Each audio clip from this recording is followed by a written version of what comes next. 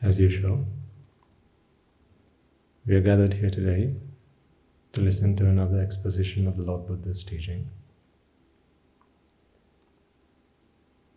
Before we commence this sermon, let us all take a moment to reflect on the infinite virtues of the Perfect One, the Supremely Enlightened One, the Omniscient One, the Infinitely Compassionate One, the Peerless One, the Undefeated One, He who opened up the path to our liberation, to our salvation, being grateful eternally for the dedication that He had towards us, the commitment and the compassion that He had towards us. Let us all take a moment to pay homage to the Supreme Gautama Buddha. Namo tassa bhagavato arahato samma sambuddhassa. Namo tassa bhagavato arahato samma sambuddhassa.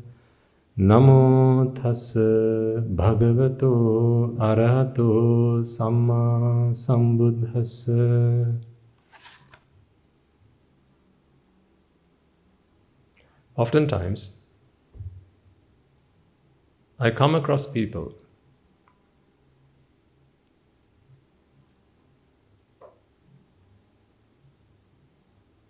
who are so enthusiastic about the Dhamma,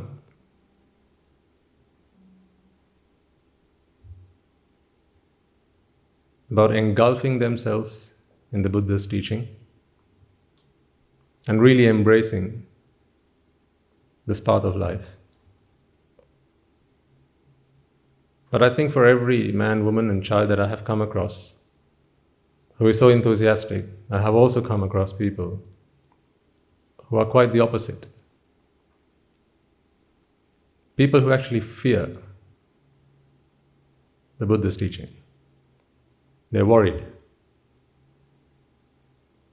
They're scared. They're frightened.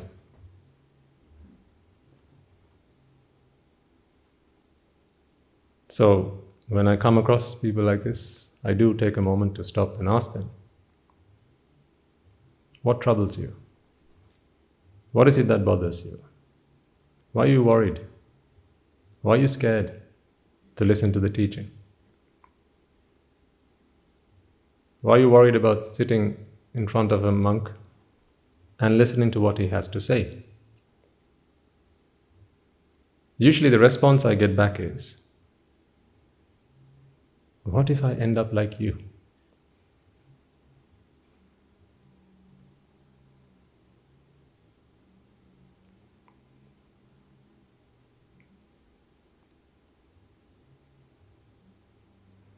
And they're not just saying that for the fun of it, or they're not just saying that as a jest. They actually do mean it. They're not jesting about it. They actually do mean it because they're seriously worried about it. They're worried about the fact that they may have to leave their beloved family behind. They're really worried that they may have to let go of their businesses, all these enterprises and ventures that they have so struggled to build up. They're really worried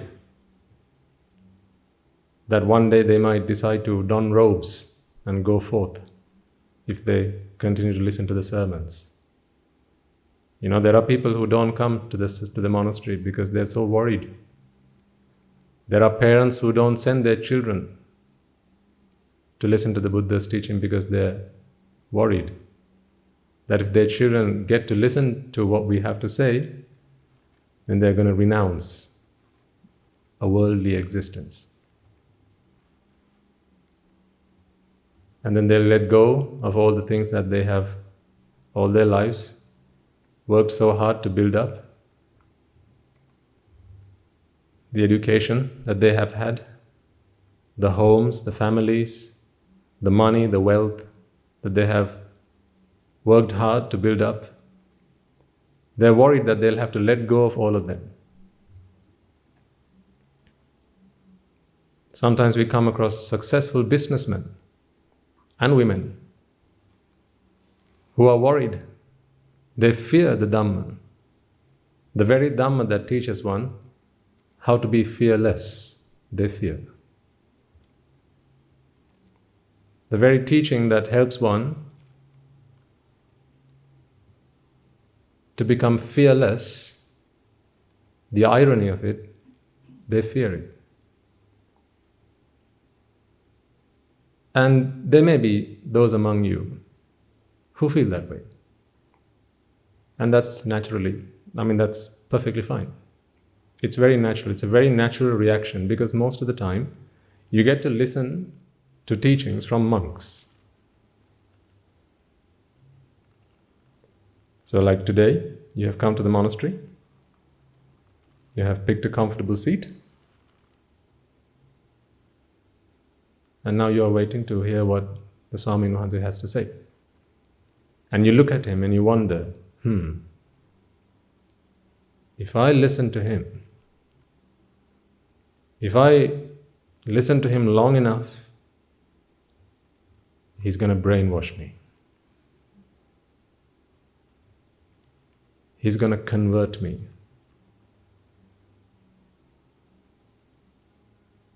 He's going to make me leave everything behind. I'm going to have to let go of my parents. I'm going to have to let go of my partner, my spouses, well, hopefully one spouse. I'm going to have to let go of all the things that I have worked hard to build up. And then I have to come and don robes and lead a monastic life. So people are worried. I want to dispel that falsehood. I want to help you do that. I want to help you realize that that is not what the teaching is about. And I want to do that because, folks, there may be those who are known to you. There may be some of your friends, maybe family members, who are really concerned that you either come to this monastery or you listen to these teachings. They're worried that you're going to give up everything. They're worried that they're going to lose you. They're worried that you're going to forget that you're a mother. They're worried that you're going to forget that you're a wife and you're a husband, you're a father. They're worried that that may happen to you. So I want to dispel that disbelief. It's a myth. This is not what the teaching is about. This teaching is not to get those people who are businessmen and women to let go of their businesses and come and ordain as monks. This is not what the teaching is for. This teaching is not to get parents who are so fondly attached to their children, who dote on their children, to let go of all of those things and come and ordain in the Shasana. That is not what this teaching is for. To ordain as a monk or a nun is simply a way of life that one chooses to live. The teaching is not for that. You can go from being a completely worldly being or a pruthakjana to a saint or an arahant in the Buddha's ministry while you're at home, fulfilling all your duties and responsibilities. Doing all the duties that you have at home, fulfilling all of them, without as much as actually walking into a monastery or donning a robe. You don't need to do that. You don't need to do that. This is simply a way of life. A lot of people say that Buddhism is a way of life. If you ask people, what is Buddhism? Is it a religion? Some people say, no, it's not a religion, it's a way of life. I think living a monastic life is a way of life. Becoming a monk, going forth, that is a way of life. But the Buddha's teaching is simply the truth. It's not a way of life. It's simply the truth. And when presented with the truth, you can either accept the truth or you can deny it. It does sometimes make me laugh When some people say, Swami Nans, I'm worried about listening to your sermons because what if, after I have listened to them, I will want to let go of all the things I'm attached to? That does make me laugh, because what they're saying is, what if I realize the truth? What if after listening to you, I realize the truth? Isn't that what they're saying?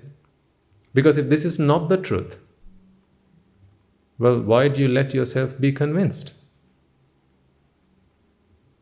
How many times must I tell you that 2 and 2 equals 6 before you accept it? Come on, form an orderly queue in the order of the number of times I must tell you 2 and 2 equals 6 before you accept them. Come on, everyone. Chop, chop. Come on. How many times will I have to say that? Would you ever? No. Why?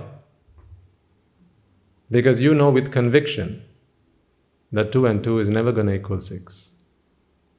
So if I'm able to convince you that 2 and 2 equals 6, then that in itself is proof that you have never understood how 2 and 2 equals 4. Is that not the case? In fact, you have never seen the truth. If I'm able to tell you something and convince you that what I'm telling you is the truth, okay? So I want you to follow this line of thought. If I explain something to you and get you to accept that that is the truth, and having listened to that, you let go of those ideas and concepts that you held on to previously, then isn't that evidence that what you believed was the truth is not actually the truth? Because that is why you are able to so easily give up those ideas. Either easily or with difficulty. However, you gave up on those ideas and genuinely accepted what I am saying because now you have seen the truth. So that in itself is evidence that what you believed was the truth was actually not the truth. So really then, taking a very simple example, we all believe that the two parents that we live with, a mother and a father, we believe that they are our biological parents. And most of the time that is true. Sometimes it may be that you have been adopted, but most of the times, right, your parents are your biological parents. So just because some Tom, Dick or Harry turns up and says, hey, your dad, it's not your real dad. You're just going to sneer at him. And it's just going to go, yeah, whatever. But what if some guy comes and says, I've got proof. I've got proof. You got switched at the hospital and I've got proof of that. And then he or she presents to you with evidence. Being an open-minded person, you consider the evidence. You don't accept the evidence, you consider the evidence. You consider the evidence, consider the facts, and then you either accept or you reject. Once presented with the facts, you can either accept or reject. So having seen the facts, having considered the facts presented in front of you, you will either go, oh, I see, and you have proved to me that I got switched at the hospital, and therefore, this person is not my biological father. It's the other person. Or you go, no, you do not have any evidence to prove to me that my father is not my biological father. And you just continue with your life. Nothing has changed. Just continue as you did up until this point. So, is it safe for me to assume that all of you are intelligent people? Will you forgive me for making that assumption? So if you will forgive me for making the assumption that you're all intelligent people, then I'm going to make the assumption that I can only convince you of something if it is the truth. I cannot convince you of something to be the truth if it is not the truth. So this is how much I have faith in you. I have enough faith in you that I personally believe that you have the intelligence that when I present you with some facts, you are intelligent enough to accept the facts that seem sensible and accept those things that are not factual, and you will discard them. And you are intelligent enough to look me in the eyes and go, Swaminatha, what you are saying does not make sense. I'm sorry, but you're talking to the wrong guy. I cannot accept what you are saying, so let's move on. Can I make that assumption? That you're all intelligent people? And that you won't just take things just because I say so? And you will analyze every word I say? And you will apply it into your life experiences before either accepting or rejecting it? Excellent. Then let's talk. Let's continue.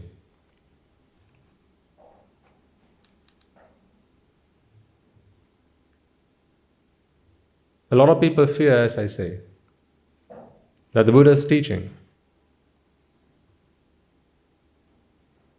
is to renounce a worldly existence, is to let go. People fear that once they listen to these sermons, they will let go of a worldly life, they will forget their duties and responsibilities, they will not know who their parents are even. Which is, nothing could be further from the truth. The Buddha's teaching is nothing other than the truth. It's simply the truth. This truth, folks, will help you. This much I can guarantee. This truth will help you to get on with whatever you have been doing thus far. But to be able to do it peacefully. To be able to do it happily. To be able to do it without worry. To be able to do it without fear. Let me explain myself. There are lots of things that we do in our day-to-day lives, right? From the moment you wake up to the moment you go to bed, there are lots of things we do in a daily existence. Chores, fulfilling duties, responsibilities, and so on and so forth. I want you to take a moment to ask yourselves, what are some of the things I do on a daily basis? And ask yourself this question: do I do them because I like to do them? Or do I do them because I have to do them? It's a really simple question. Do I do the things I do because I like to do them? Or do I do the things I do because I have to do them? Let me start you off with a really simple example. Breakfast. Okay? Breakfast. Do you take breakfast because you like to take breakfast, or do you take breakfast because you have to take breakfast? I know some of you are saying, so I'm an answer. Yes, I take breakfast because I like to take breakfast. Plenty times I have missed breakfast. Okay. Let's skip breakfast and then move on to lunchtime. Because I know there are two groups of people right now. Because I asked the question, now there are two groups of people among you. Virtually there are two sets now.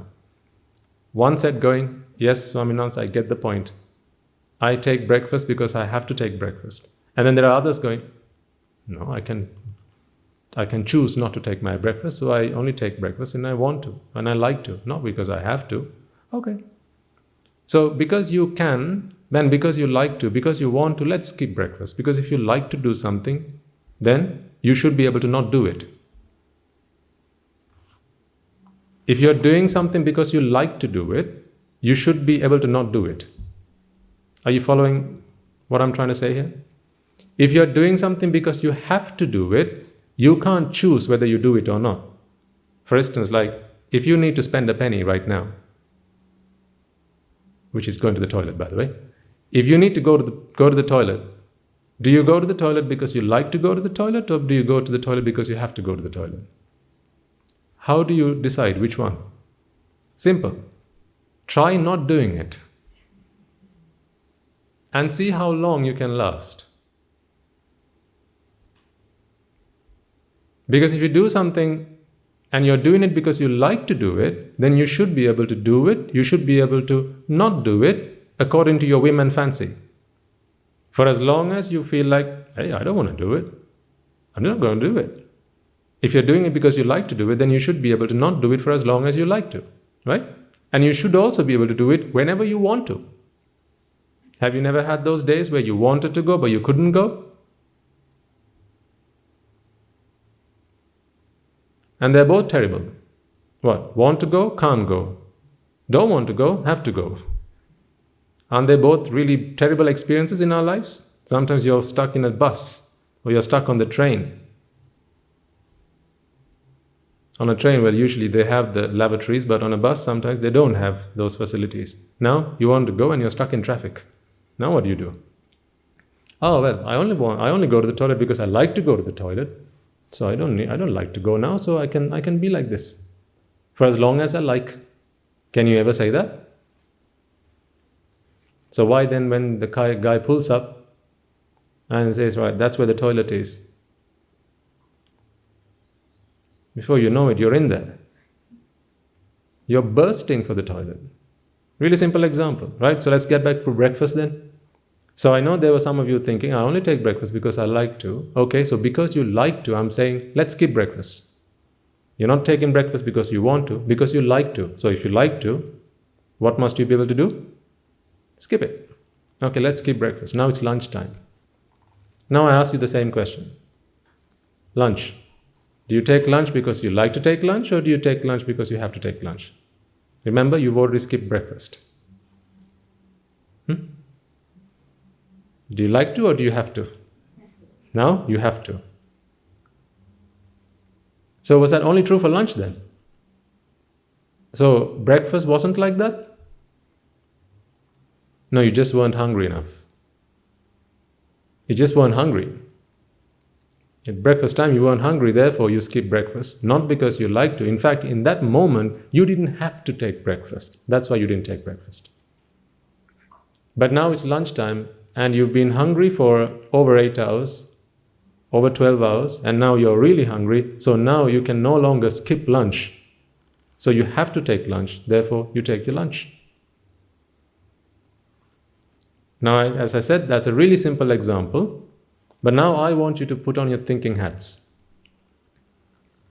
Along those lines, start thinking about the things you do in your life. I'll share a list with you. You pick the ones that are true in your life. Take a shower. Go to work. Go to school. Make friends. Ring a friend. Go to the bank. Open a bank account. Save money for your retirement. Get on one knee and propose to a partner. So I know you're thinking, oh, I did it because I like to. We'll get there. Travel. Go to Chinese. Ride on a roller coaster. Am I along the lines of things you like to do? Am I hitting the right spots, right? Things you do because you like to do them? Buy that fancy top because it looks really nice. Color my hair. Play the violin. Listen to Bob Marley.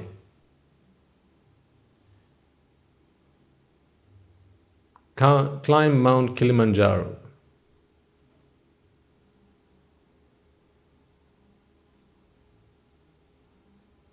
Swim in the Ganges. Go for a walk. Eat a cake. Have a cup of tea. Come to the monastery. Sit down and listen to the sermon. Shave. Put on your glasses. Read a book. Brush your hair. Brush your teeth. Iron your clothes. Have I come up with some things you do on a day-to-day basis? No, not Mount Kilimanjaro, but usually the other stuff.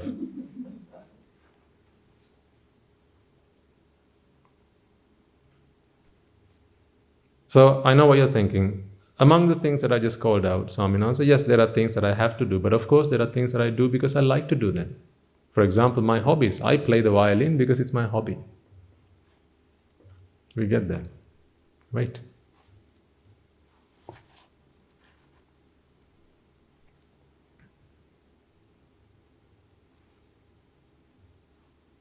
Generally, people split the things that they do in their lives into these two groups. Things that I have to do and things that I like to do.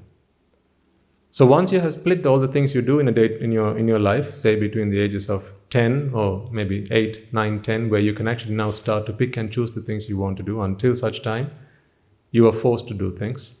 Your parents got you to do things. But say from the ages of about 8, 9, 10 to maybe 80, 85, that sort of age. After that, again, you're in bed, right? And now again, you can't do the things you want to do. You just wait until things are done to you. Like when you were young. Things were done unto you, and now again, things are done unto you. So between the age of 8 and 80, let's say on average, you come up with two lists. List of things I have to do, and a list of things I like to do. So let's make sure that you've got the right things in the right boxes. So what are some of the things I called out are things you have to do? Or what are some of the things you have to do in your life?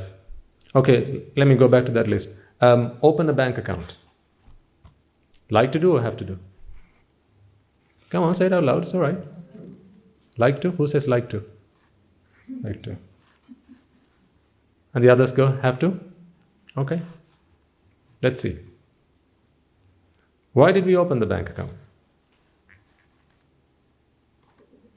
To put the salary. Okay. Why do you need a bank account to put your salary? Okay. So your workplace demands that you have a bank account to put your salary into, right? So what if you didn't have a bank account? You go to your workplace, no, I know you want me to open a bank account, but I ain't got one. What are they going to say? What do you think they're going to say? Yeah, go and open one. No, I don't like to open a bank account. Then what are they going to say? They're going to say, sod off. If you don't want to open a bank account, then you don't have the right sense of mind to be working in this place. Get lost. Okay, so I know what you're thinking, but there are some workplaces, Swaminathan, where they pay you cash in hand. So then you don't need a bank account. All right. So what do you do with the money that you get cash in hand? Now what do you do with it? Stick it under your pillow? Where it's safe? Where do you put your money? I'll give it to the wife. Is it safe there? So who looks after the wife? Is she safe?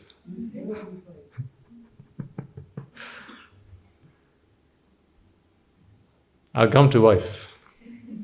Did you get married because you liked to or because you had to? We'll get there. And now also, are you with your wife now that you are married because you like to or because you have to? We'll get there. Don't you worry, we'll get there.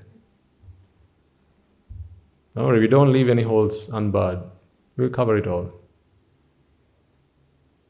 Right, so going back to the bank account. Even if you got paid cash in hand, you need somewhere to keep your money safe. You can't keep it under your pillow, you can't put it under your mattress, because then who's gonna be keeping that money safe? If you get burgled, if you get robbed, then that's the end of that. You can't keep it with a friend. What if, how long does it take for a friend to go from friend to foe? One conversation, right? Only takes one conversation to make a friend go from friend to foe. So you can't trust. Therefore, you need somewhere to keep your money safe. And therefore, you have to use a device for that, a mechanism for that. And that mechanism is your bank account. So then, did we put our money in a bank account because we like to? Or did we put our money in the bank account because we had to? Because we have to. Then you could ask, well, what if I didn't have money? Then I wouldn't have that problem. Okay, why do you need money? To live. Could you not live without money? I don't have money. Don't I live? I live because you have money. Someone has to have money. Then you're thinking, but then there were times before when people didn't use money. Before people started using currencies. Before there were notes and coins. What about that time? Well, still, people exchanged things. There was the barter system. They exchanged goods. So then, okay, if it's not money, it's the pots that I have made that I can now exchange with someone for bread or milk or something else, or eggs. So I have to keep these things safe. Then again, you need some kind of a safe to keep it safe. If not from foul hands, you need to keep it safe from the elements. So somehow or the other, you have to keep whatever you have that is of value safe. So whichever way you look at it, you have to have a bank account. You can't say you have a bank account because you like to. So in fact, if you're saying today you keep a bank account because you like to, then shut it down. Close your account. Could you go back home now and close all your bank accounts today? No, because you'd be lost as to what am I going to do with all the money that I have in the bank account. Don't worry, we'll open up a donation box in the monastery. No, but you can't do that either because you need the money. You need the money to survive. You need the money to eat. Right? You need the money to do all the things you like to do. Right? Let's get there. Or you have to do. Okay, so you need money to eat. Eating. We covered breakfast, we covered lunch, but generally eating. Is it eating something you do because you like to do it, or is it eating something you do because you have to do it? What do you think? Have to. How long can you go without eating? A meal, 2 meals, 3 meals? That's probably it. At most, maybe 1.5 days, and then you're starving. Now you have to eat. If there's something you do because you like to do it, folks, the really simple test is, this is the litmus test. Am I doing it because I like to? Am I doing it because I have to? For example, some of you might say, Swaminatha, every once in a while, I take a drink. Right? That's how you show a drink, right? I take a drink. Smaller, yes. Tiny one. Not even the bottle knows that it's gone. It's a tiny one. It's just a teeny tiny one. Okay, I take a drink. So here's my way of checking for yourself. Are you taking it because you like to, or are you taking it because you have to? Whenever you feel like you want to, whenever you feel like, oh, I like to take a drink, try not taking it. Try not taking it. And you'll say, of course, I can go without taking a drink, that's fine. Okay. So try not taking it that first time you wanted it, and then wait. So you tried not taking it in the afternoon, come evening time. Now, you feel the urge to take it again, right? And then again, I'm asking the same question. Are you now wanting to take it because you like to or because you have to? If you're telling me again that I'm taking it because I like to, well then, skip it again. Because something you do, if you like to do it, you should also be able to not do it.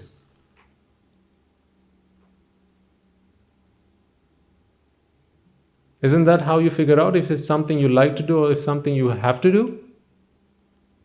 Anything you like to do, you should be able to do it when you like to, and you should be able to not do it when you don't like to. But something you have to do, you can't pick and choose when you like to. You simply have to. So when you say, just take a little drink every once in a while, right?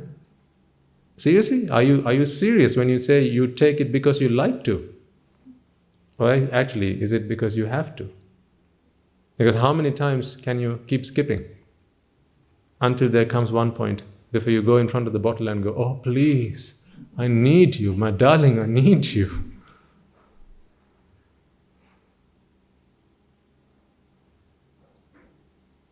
before your bottle of old arak becomes your savior.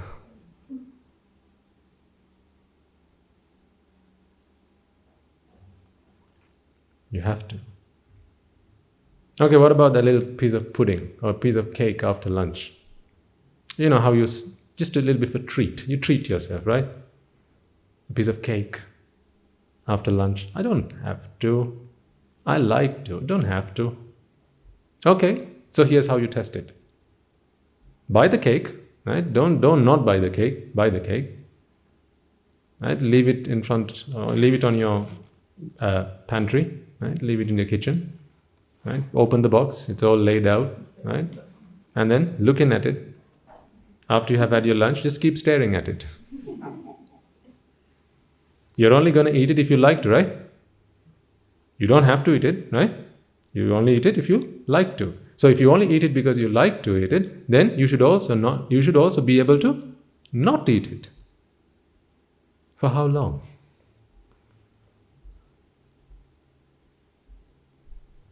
How long can you stare at a chocolate ghetto? Or a strawberry cheesecake? What's that rumbling noise?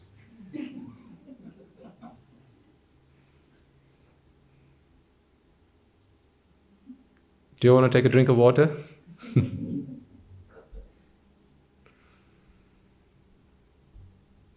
Even the thought of it is enough to get you excited. Lemon cheesecake?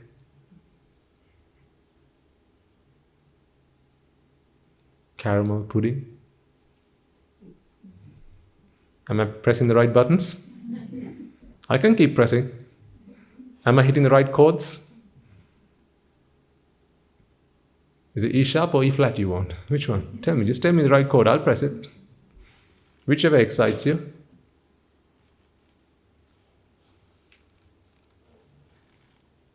Do you see how even as I say the names out loud, right?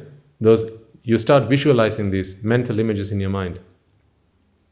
And once those mental images start coming into your mind, now you become impatient.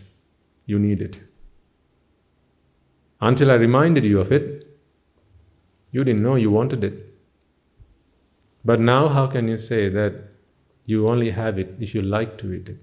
Because if you keep staring at that thing for long enough, who do you think is going to fail the staring test?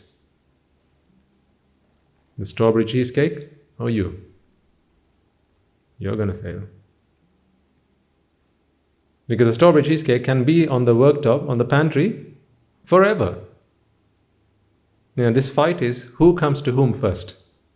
Right? Either the cake has to come to you, or you have to come to the cake. So this is you versus strawberry cheesecake. It's a mortal combat. Right? One of you is going to lose. And he or she who loses is the one who walks to the other and succumbs to it. Becomes a slave in front of it and says, I need you. Please relieve me. I need you. I need you, darling. So then tell me, chocolate cheesecake, that little treat you give yourselves after lunch, you have it because you like to, or you have it because you have to? Have to. You have to. See, I'm trying to get you to think, are you actually free? I'm asking you the question. I want you to think inside your minds, right? Go deep down inside your minds. Think about yourselves. Are you a free person? Are you a free man? Are you a free woman? Are you actually free? Have you found freedom?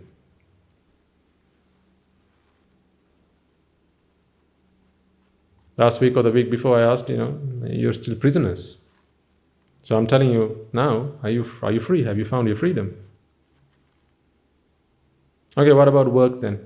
Do you work because you like to work, or do you work because you have to work? Have to work. Your phone goes tick, tick, tick. It's just gone off now. You've got a notification. It's WhatsApp, because that's how you've set the alert. Tick, tick, tick, tick, it's WhatsApp. Okay? So now, You can pick up your phone and you can check your message. Tell me, do you check your message because you like to, or do you check your message because you have to? How do you test? Don't just simply answer this question. You have to, you got to have a way to test this. How do you test it? It has to come genuinely. I need you to answer this question. How do you know if you're doing it because you like to, or because you're doing it, or you're doing it because you have to? Try not doing it. When you know you've got a notification on your phone, right, and it's on your table, you can see the light blinking. How long can you wait before you need that adrenaline rush? You know the feeling I'm talking about? When your phone buzzes, when you hear the alert, you go pick up the phone, right, turn on the display, punch in your passcode, and then pull down the notification drawer, click on WhatsApp, and you read the message. Does that not make you feel good? It could just be an advert or something, maybe a text message, some ad text message that's just been delivered. But does it not make you feel good just finding out what it is?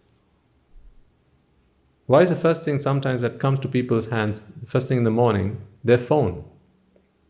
I'm not talking about because that's where they set their alarm, but even if it's the alarm, you dismiss the alarm, check the phone, the first thing you check is your Facebook. First thing you check, your WhatsApp messages, your email messages, your this messages, that message, your Snapchats, this, that, and the other. Does it not make you feel good when you see on your notification drawer, right? 10 alerts, 3 missed calls, 5 text messages. It's waiting for you to read them. As you pick up the phone and you see 3 missed calls, now your younger brother comes and snatches the phone off you. He takes it away. He runs away with it. How does that make you feel? A friend comes and says, give me that phone. He takes the phone and runs away with it. You just got a message. You wanted to read it, but you can't because someone snatched your phone off you. How does that make you feel? Not because they've taken your phone, because of course, they're just playing around with you. They're going to return your phone. So you haven't lost your phone. But now, they have taken away your opportunity to read that message. And of course, you can read it later. You see, if it's something you like to do, well, can't you read your message later? But are you okay with reading your message later? I'll read it, you return it whenever you want, and I'll read it then. If you return it to me tomorrow, I'll read it tomorrow, it's fine. But do you not want to find it out now? Otherwise, why do you need the notification alerts? Why do you need your phone to buzz? Why do you need your phone to give you a notification alert when you receive a message? If you are okay with reading it whenever, right? Let's say you said, you're going to check your phone when you have to set the alarm in the night anyway. So if you're not fussed about when you read the message, you know you're going to pick your phone up at night and you can read your message then. So why do you need your phone to alert you when the message has been received? So that you can read it 3 hours later? Why do you need the alert? So you can find out who rang you, so that you can respond to your text message 5 hours later or the following day? Is that why you need the alert? Then, you want to find out? Now. You want to find out now. So then tell me again, are you checking your messages because you like to or because you have to? Because you have to. Because you have to. Because take away the opportunity. You pick up your phone, you're going to read your message, the phone goes 0% battery, off. Have you never had this experience? How does that make you feel? Or the phone goes, update in progress. Please come back in an hour.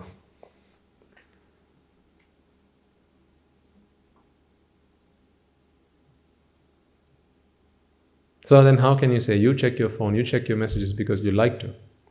You're actually checking your messages because you have to. How so? Because if you don't check your messages now, how does that make you feel? How long can you bear the urge that you feel on the inside? That longing, I need to find out what it is. I need to find out. I need to check it. I need to read it. How long can you wait? Like for example, at the end of this sermon. Now you know you're not allowed to check your messages while you're here. When you leave this room and you pick up your phones again, I know what you do.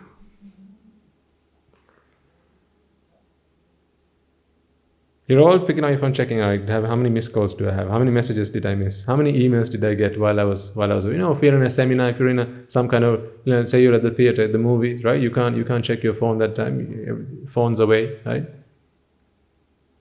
When the first opportunity you get, you need to get that phone out. You need to go through your messages. You need to find out what's going on out there. And whenever you do that, does that not make you feel good? Of course it does. To put it in really simple terms, if you do something and it makes you feel good, okay? I'm putting it in really simple terms. If when you do something it makes you feel good, it's not something that you like to do. It's something you had to do. That's a really simple test. You do something and it makes you feel good. You did it because you had to do it. You're hungry. You eat. How does that make you feel? Good. So did you eat because you like to eat, or you ate because you had to eat? You had to eat. How? You felt good after eating. You're full. Okay? And mother says, Buddha, there's some curries left over. We can't throw it in the bin. Now you know what we Sri Lankans are, right? We can never throw stuff away. It has to, it can go out, it can be thrown away, but it has to go through you first. It can't go from fridge to bin. It has to go fridge, mouth, stomach, gut, then bin. Or toilet. That's the path. So it has to go through you before it gets to the bin. So the mother says, Buddha, there's some leftovers. Please can you eat it? Because it's not nice to throw food away, right? People have worked really hard, right, to get this food, to make this food available, right? Tati has worked really hard to put this food on a plate and feed us, so you shouldn't throw food away. You can throw it, but it has to go through you first. So you're really full. You've only just had your meal. Now, tell me, you eat the food. Does that make you feel good? Does that make you feel good? No. That didn't make you feel good. So really, eating the food now, you cannot say you ate because you were hungry. Now you didn't eat because you were hungry. But you still ate. You don't feel good. You ate because your mother forced you to eat. It was your mother who forced you to eat. You still had to eat, but not because you were hungry. You still had to eat because you didn't want to get a telling off from your mother. To please your mother, you had to eat. You still had to eat. No, you still didn't like to eat. You still had to eat. Simply different cause. Different reason, but you still had to eat. Still had to. Let's take another example. Right? Young children here. Going to school. Like to do or have to do? Doing homework. Like to do or have to do? Adu? She's very careful about answering the question because Ammi and Tati are here. Father's gone, I'm watching you.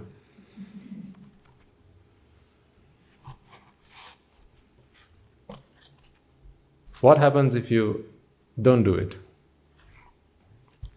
There's going to be consequences. There's going to be repercussions. You're going to be sorry.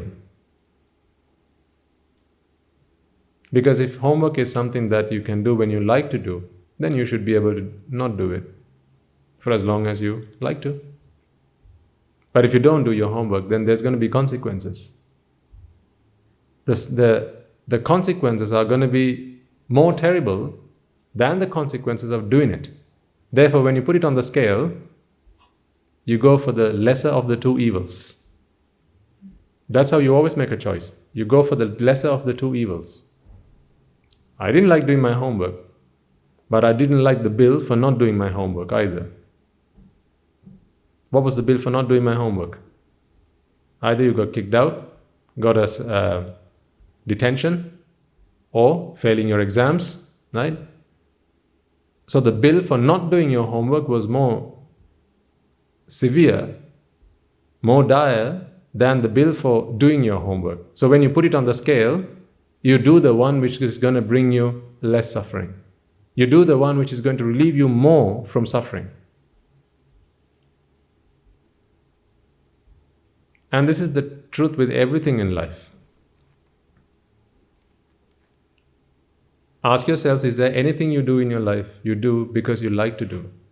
Or actually are the things you do in your life things you do because you have to do? Why do you wake up in the morning? Because you like to or because you have to? Why do you take a shower? Like to or have to? Why do you polish your shoes? Like to or have to? Why do you iron your clothes? Like to or have to? Why do you shave? Like to or have to? Why do you brush your teeth? Like to or have to? What if you don't brush your teeth?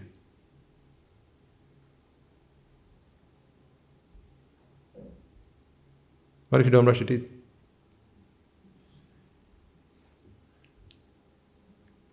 Then they start decaying.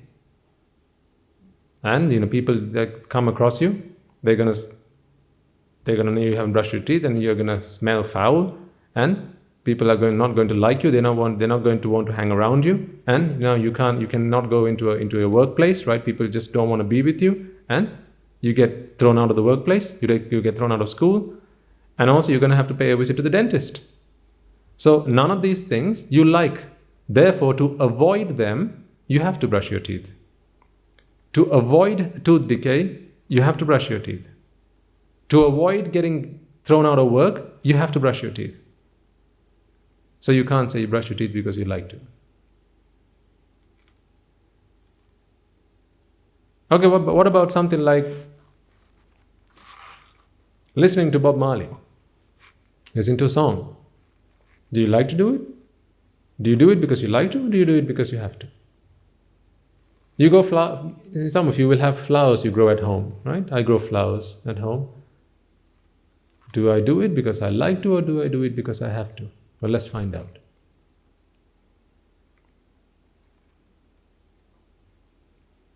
The mind is always seeking.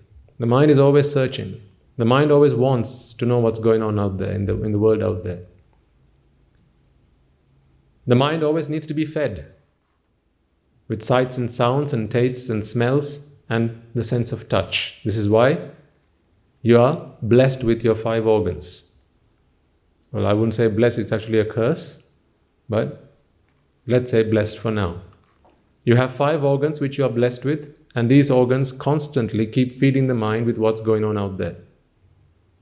Your organs have no interest in bringing what's going on out there to the mind, but rather it's your mind that walks up to your organs and beg them, oh dear eyes, please bring me sights from the outside world. So it's a begging game. How do we know? How do we know that you like, or rather you grow flowers because you want to and not because you like to? Really simple test. Try not doing it. Try not doing it and see how comfortable it makes you feel. Or see how uncomfortable it makes you feel.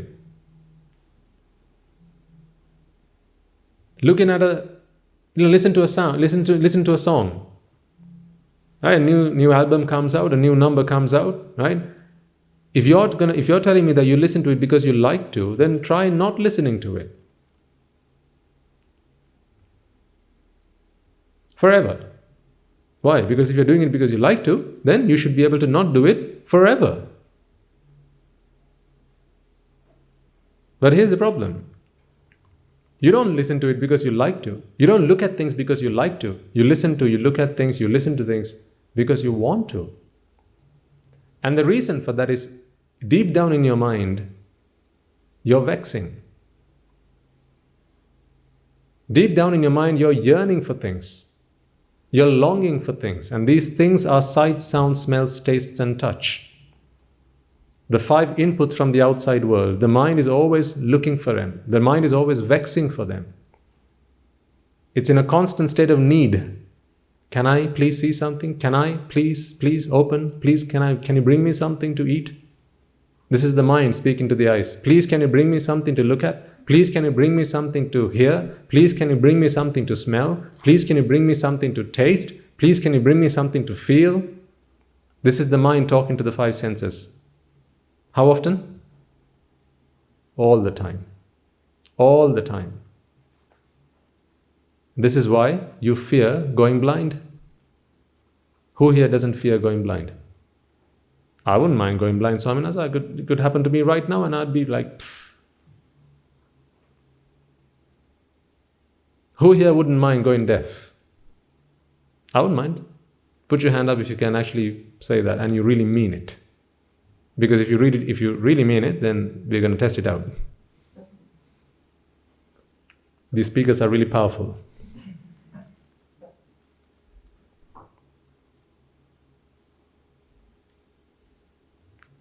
Who here wouldn't mind losing their sense of taste? Who here wouldn't mind losing their sense of smell and losing their sense of touch? So there's no one, including myself. I want to see things. I want to hear things. I want to smell, taste, and touch things. I want to. And because I want to, I cannot go on life without them. I want them. Just like if you want someone, you say, I can't live without you. Why? I want you. I need you. I want you in my life. I need you in my life. Guess what the mind is talking and saying to the five senses? I need you. I need sights. Come on, go bring me some. I need sounds. Come on, please go bring me some. I need smells, taste, and touch. Come on, go bring me some. Don't keep me hungry. Go bring me some. This is what the mind is constantly telling your five senses. The mind is starving. Right now, the mind is starving. How do we know? How do we know your mind is constantly asking your eyes and your ears to keep bringing it information? How do we know? Stick yourself in a dark room. Stick yourself in a dark room, blind, pitch black dark, right? And drop dead silence. Not a sound, not a sight. Pitch black darkness. How long can you be there? How long do you think? Actually, no, let's test it. Shall we? How long can you wait with your eyes closed? No. But you can't peek. You can't peek. In fact, we don't even need to go that far. Let's try this out for a moment.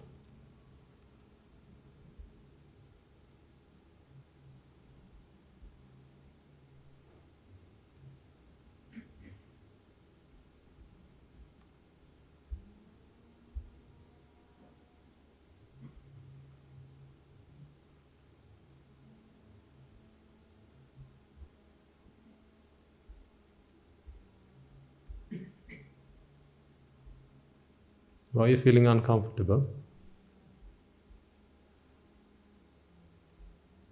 You're feeling uncomfortable because I'm not saying anything. So you want to hear me, don't you? You want to hear what I have to say. You want to hear something. Now we are glad the gentleman here was coughing. He saved you. You're glad that you can hear a lawnmower from across the garden. What if it was just drop dead silence, not a sound, and pitch black darkness? How would you feel? Awful, indeed. You'd feel like you would feel the same way your stomach would feel if you starved it for an entire day. That's how your mind would feel. And the reason for that is the mind is always asking, is always begging your five senses to keep feeding it. See, there's a problem with this. And I'm not talking about afterlife, I'm talking about this life. You know, the day that your senses can keep feeding your mind is limited. There's going to come a day when your eyes can no longer feed your mind. There's going to come a day when your ears can no longer feed your mind. There's going to come a day when your nose, when your tongue and your body can no longer feed your mind. Now the mind will starve, but the mind cannot be fed. Then who's going to look after your mind? Then who's going to take care of your mind? Then how are you going to be able to relieve yourself? So then let me come back to the point I stated right at the start of this sermon. The reason we preach to you, the reason I share with you the Buddha's doctrine, the Buddha's teaching, folks, is not to make you all monks and nuns. That is not my interest. All I want to do is to help you become free, to free yourself. Right now, you're entangled. You're shackled. Your mind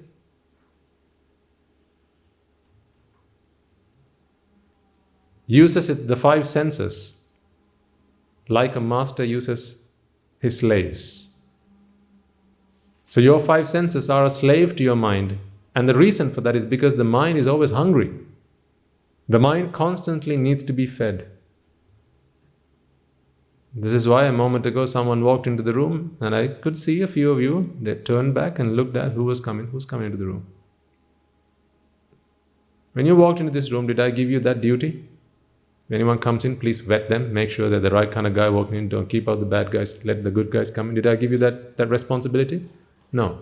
Then why did you turn around to see who was coming in? Curious. In other words, the mind wants to know what's going on. Well, the mind can know what's going on by turning the head around and look at who's coming in. But what if you go blind? Now how are you going to do it? Now how are you going to relieve yourself? When you feel that vexation, when you feel the need, when you feel the urge to find out what's going on, how are you going to relieve yourself?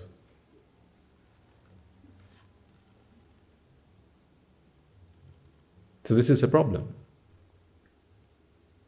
The Buddha's teaching is to help you be free. Find freedom. Stop becoming a slave to your five senses. To be free.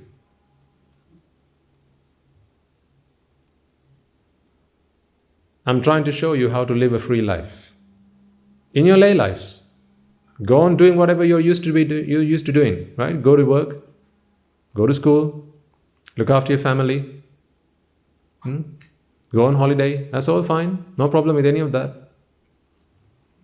Work on your promotion, work on your skills, work on the next qualification, that's all fine.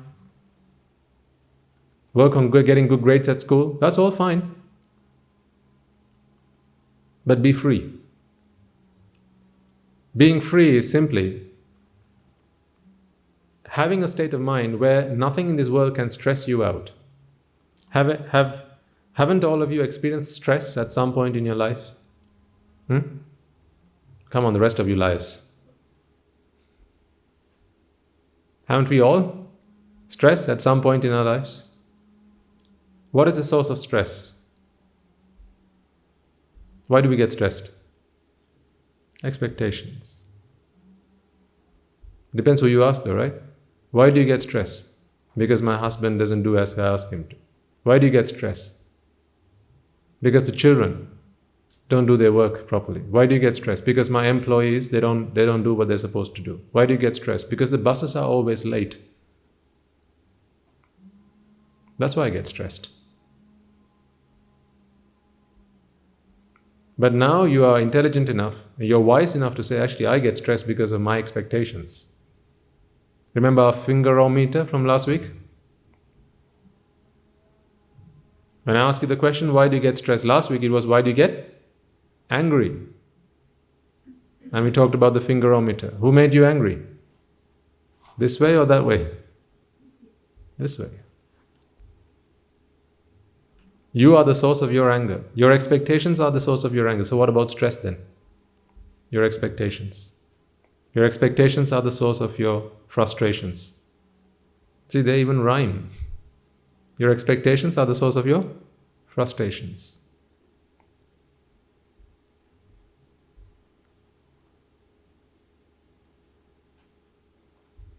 All I'm saying is, how about I teach you, I show you how you can continue doing your work, right? Go and do your jobs, that's all fine, right? All the things you're used to doing right now, be in your family, feed your family, work for your family, help your children grow up and become good citizens, right? You work towards your goals, your ambitions, your dreams, right? Go do all of them, but without stress. This is the philosophy that teaches you to be stress-free. And it is not about counting to 10. Because counting to 10 is simply a stress management technique. Have you all not come across stress management techniques? I remember at work we used to have stress balls. At every desk there was one of them. What do people do with them? Hit each other. You get stressed with the guy sitting next to you? No, you squeeze them. Stress relief. Stress relief. Squeezing a stress ball is a stress management technique. You need to manage something that you already have. You can't manage something that you don't have. You with me? Things we manage are things that we have. You manage your time. You manage money. You manage your workers. Right? You manage your life, for example. You manage things that you have. So stress is something you have, therefore they teach you how to manage it. In other words, what they're teaching you is, keep stress, just learn to manage it. In fact, don't they sugarcoat stress in these lovely words like, a little bit of stress is good. Don't let it overwhelm you, but when once in a while when you feel those butterflies in your stomach, a little bit of stress is powerful. It's a powerful thing. A little bit of stress is a very positive thing. Have you not read books and listened to speakers talk about stress in a very positive way? So this is sugarcoating the problem. Because they have no idea. They have no idea how to get rid of stress once and for all. Because only the Buddha's teaching will help you do that. Only one philosophy out there says, stop all expectation. Put an end to all expectations. A lot of other philosophies will talk about expectations, but what they're saying is expect good things to happen. And be a good person, and expect good from other people, and be good. But not drop all expectations. And in fact, they'll even go as far as say, hope, breathe is the breath of life. Expectations keep you alive, expectations keep you going, so expect good things to happen, expect to be a good man, expect to be a great person, right? Expectations. But in the Buddhist philosophy, we are about extinguishing expectation once and for all. So therefore, you don't need a stress management technique if you can put an end to stress. I try and share the Buddha's teaching with you to help you not manage stress, get rid of stress. Because you can go to the next stress management seminar and they'll teach you 101 different techniques to manage your stress. But none of them will teach you how to put an end to stress. And you have rightly identified that stress, the source of stress, is expectation.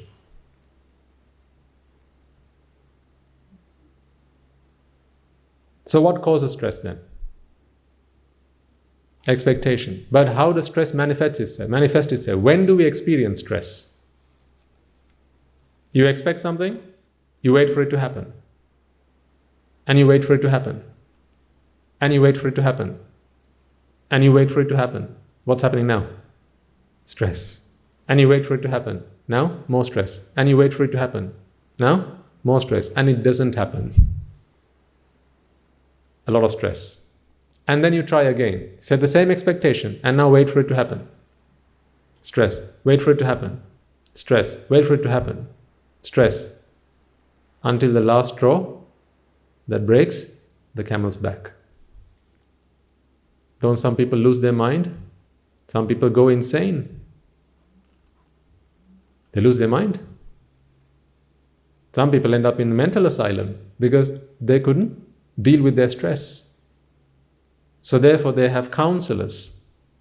Do you not have counselors at the workplace? People you can go and talk to when you're feeling stressed? People you can even book appointments. So you can walk up to them and say, hey, I'm feeling really stressed at work now. Can you help me? Yeah, sure. Let me help you. Whenever you feel stressed, go for a walk. Have you not come across these things? When you feel stressed, listen to this music on YouTube. This Zen music calms you down. Do some meditation. Focus on your breath. Breathe in and breathe out. And breathe in and breathe out. Then you can deal with your stress. Or sing a song. Go take a shower. Take the dog for a walk.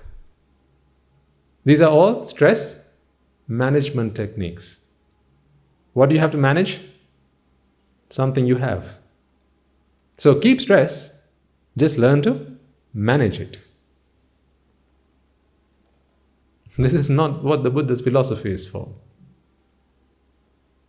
I would be ashamed to one day sit on this chair and talk to you about stress management techniques.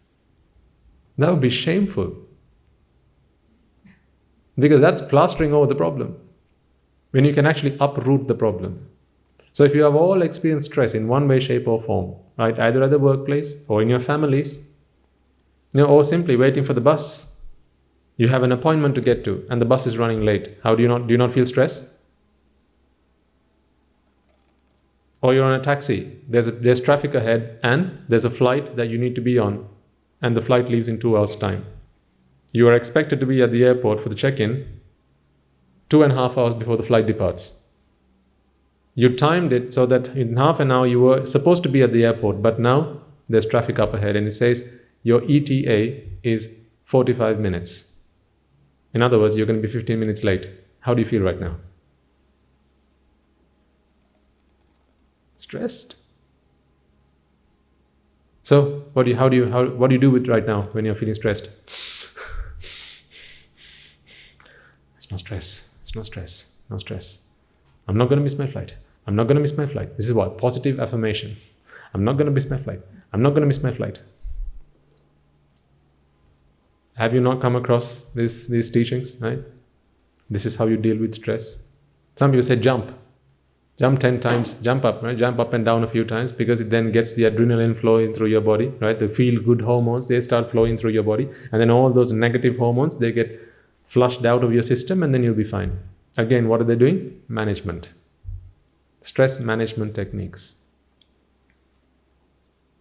What about when you have a report to file in? Right? The report has to be submitted. Or your exam. Paper has to be submitted in 10 minutes. You think you've done all the exam, you've answered all the questions until you turn to the last page. There's another question. Have you not had that experience? Oh, I've had it plenty of times. When you thought you had answered all the questions, and then you have 10 minutes on the clock, and the examiner says, 10 minutes, make sure you have answered all 10 questions. Sorry, 10?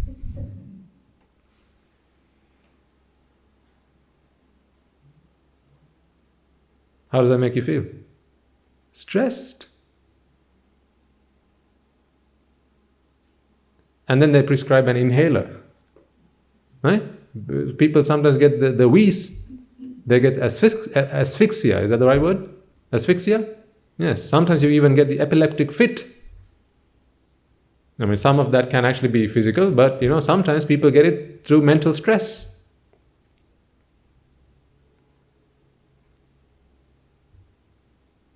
Stress management techniques. Is there any of you who have not come across stress management techniques? No, we've all been there. We've all been there, we've all done it. So you've all tried stress management techniques. Do you not get stressed now? So this is because management is something you do with something that you have. What if we could put a stop to stress? Fix it at the cause, fix it at the source, fix it at the root, so you don't get stressed ever again. Then live a normal life. I'm not saying come and get ordained, live a normal life. Go and do your jobs, sit your exams, right? Earn money, be in your families, do all that stuff. I'm trying to teach you how not to get stressed. No, that doesn't sound interesting, Swaminatha. Put your hand up if you feel that way. I ain't got that problem. I don't get stressed. Not my problem. No, let's talk about something else. So stress is something we all feel. So how do we deal with stress? To deal with stress, the way that the Buddha talks, we need to go to the source of stress.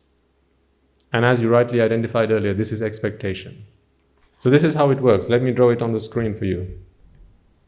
So in life, we go about setting expectations.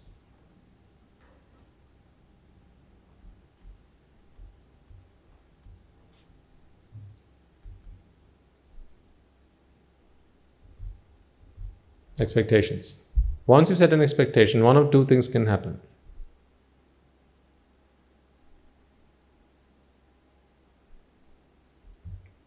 One,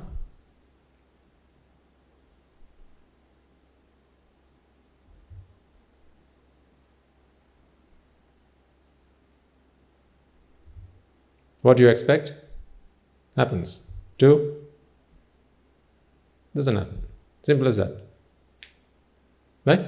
One of these two things will happen once you've set an expectation.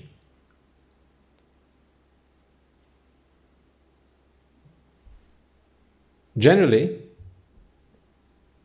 when you set an expectation, so let's say, for example,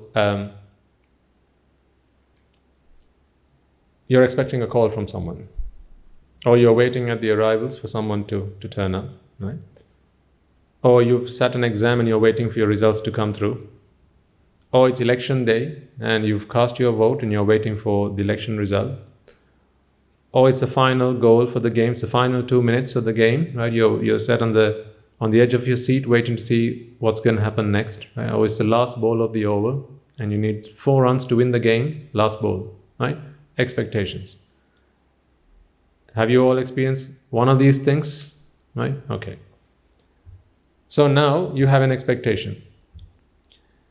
What is your preference? The expectation to manifest itself. What you expect to come true, that is your preference. But this can also happen. We experience joy when this happens.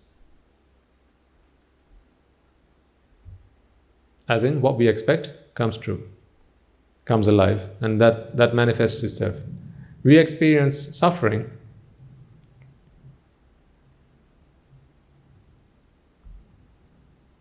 when what we expect does not manifest itself.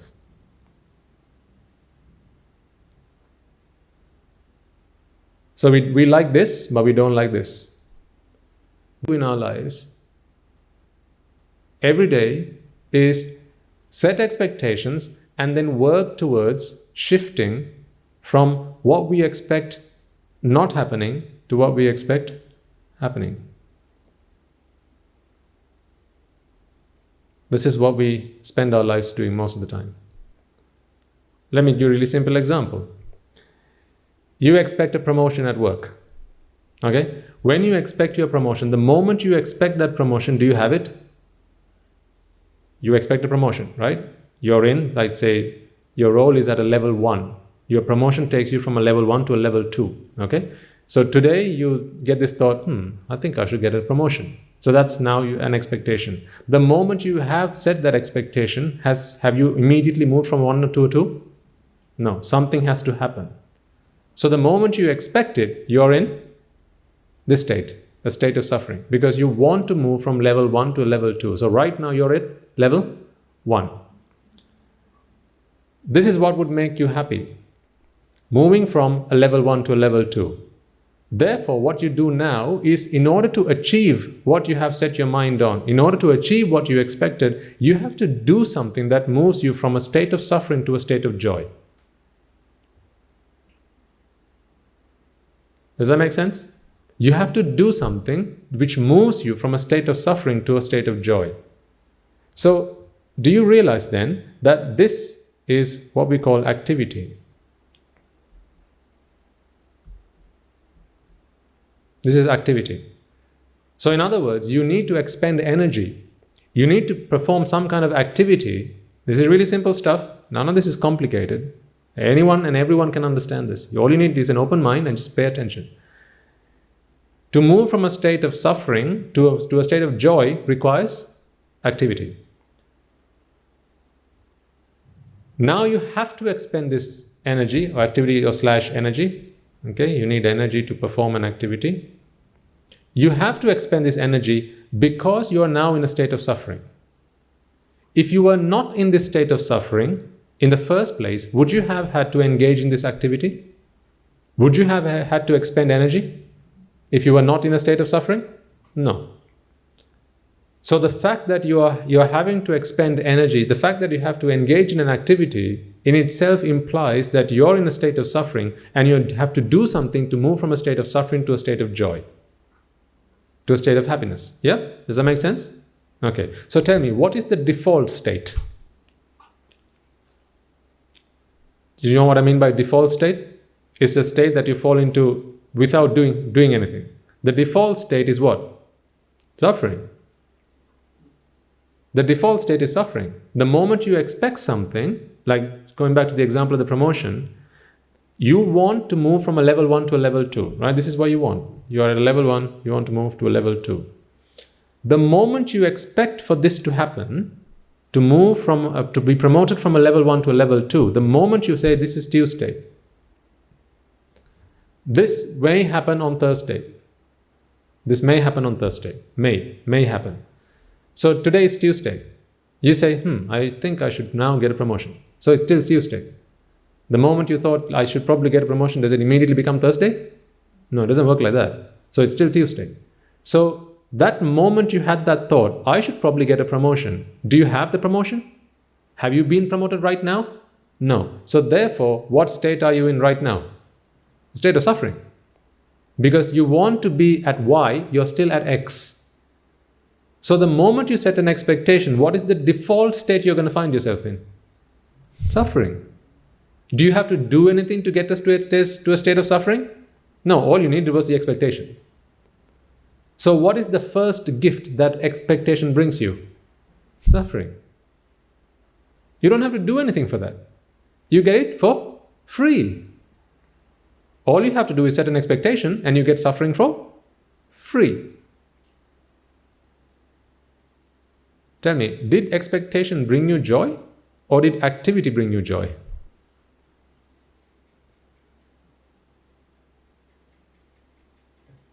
Activity brought you joy. What did expectation bring you? Suffering. Expectation brought you suffering. Now you're in a state of suffering.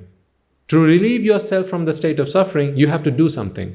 It's the doing of that something, the activity, the expenditure of energy that moved you, that shifted you from a state of suffering to a state of joy. Now let's say in this example, right, this is you at a level 1 and this is of course you at being at a level 2. Could this not happen without the expectation? Shifting from a grade 1 to a grade 2, could it not happen without an expectation? Could it not happen? Of course it could. Let's say it's Tuesday, right? You have no expectation of being promoted. Now it's Wednesday. Now it's Thursday. You're still at level 1. The boss comes and says, hey, dude, guess what? What? We've promoted you to a grade 2. Oh, right, great, thank you.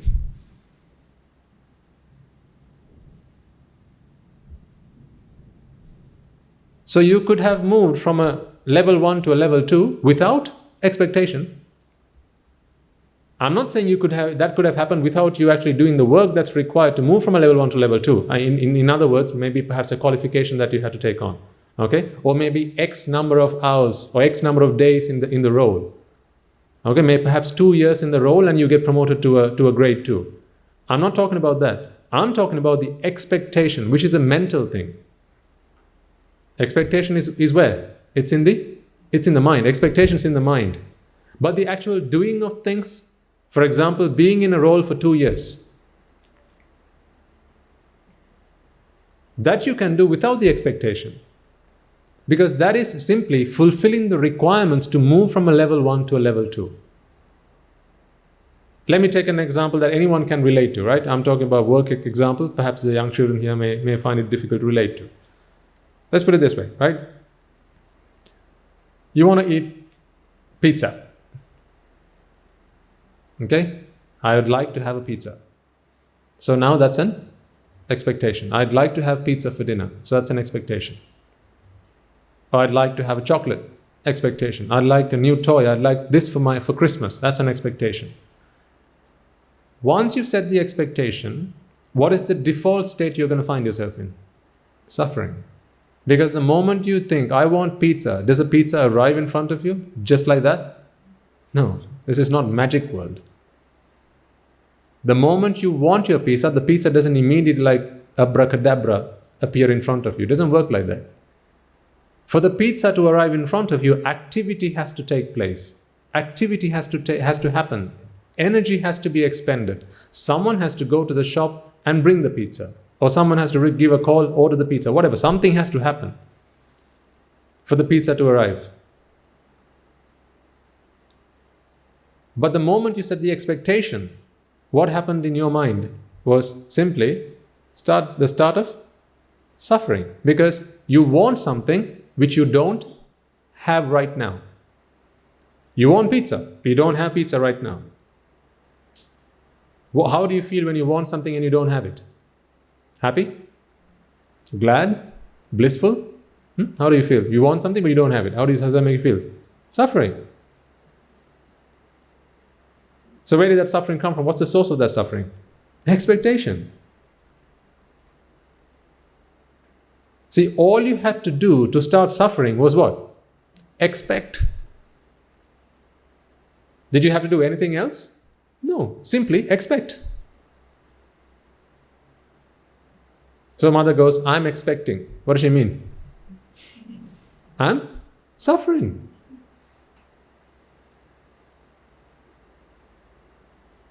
How so? I'm not talking about the physical suffering.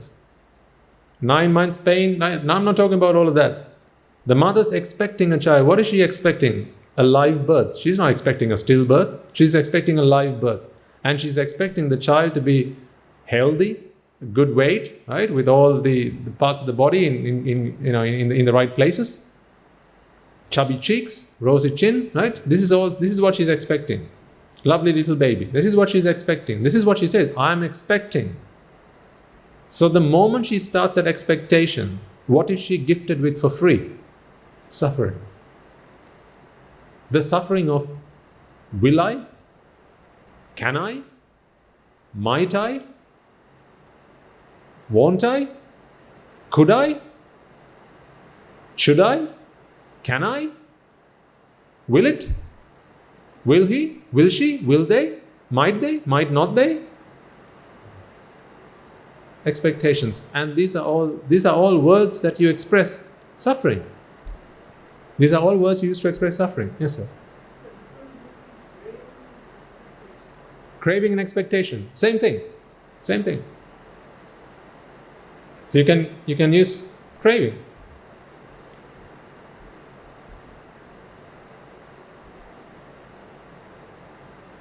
There are other meanings that are given to the word craving, like raga. Okay? But in really simple terms, we're talking about the same thing. Because as we say, craving is the root of suffering. So do you see how, if this is the tree, that's the tree of suffering, where's the root? This is the root. What's the root?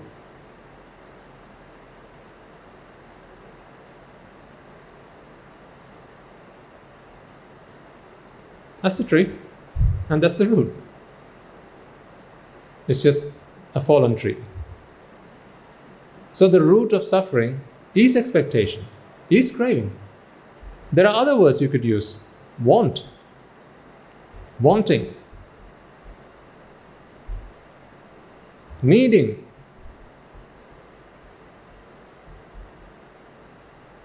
What else? Desiring.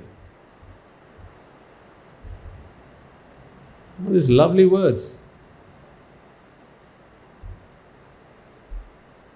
These are all words that we use in our day-to-day lives to express our expectation of things. I want you, I need you, I desire, I crave, I expect you. But really, think about this, right? Did expectation bring you joy? In other words, is there really a direct path to joy?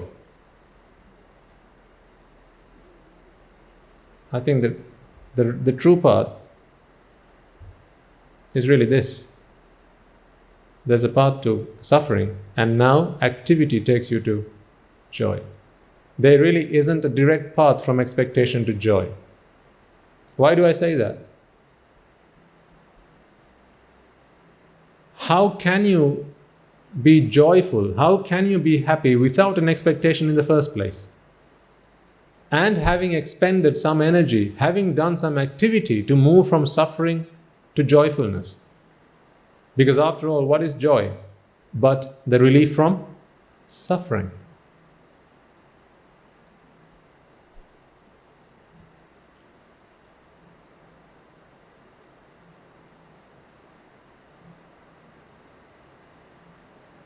To experience joy, to experience happiness, to experience pleasure. Again, those are words synonymous with this. Joy, pleasure, happiness.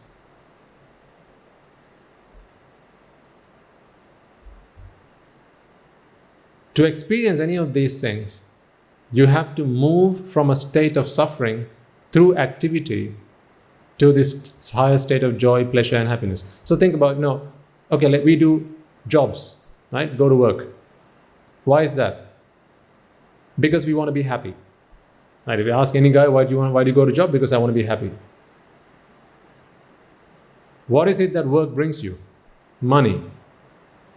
Okay? And in very simple terms, money. What does money bring you? Food, clothing, the necessities, and to be able to go and do the things that I like to do, to be able to be with the people I like to be able to go places, right? All of these things. Why do you want to do those things? Because that's what I crave, that's what I want. I want to go somewhere. Let's say you want to go to Malaysia. You can't just get on a plane and go to Malaysia. First, you need the money to buy a ticket. So to get the money to buy the ticket, you have to go do a job. So once you've gotten the money, now you can go and buy your ticket. Now you can go and book your flight, right? And now you can be on your way to Malaysia. But why does going to Malaysia make you happy? Why does that bring you joy? Why does that bring you pleasure? Because you wanted to go there in the first place. You had an expectation to be there, but the moment you expected it, were you in Malaysia? The moment you expect it, are you in Malaysia now? Let's all expect it. Right, come on. 3, 2, 1. We want to be in Malaysia. You're still here. Let's try that again. Maybe it didn't work the last time. It doesn't work like that, right? But I could talk to you about it. I could be a travel agent. I could talk to you. I could sell you Malaysia right now. The best place to be right now is Malaysia. I could talk to you. I could convince you. But the moment I have convinced you, now you have an expectation to be there. But the moment you expect to be there, how does your mind feel right now? Suffering. Why? You don't have something that you want.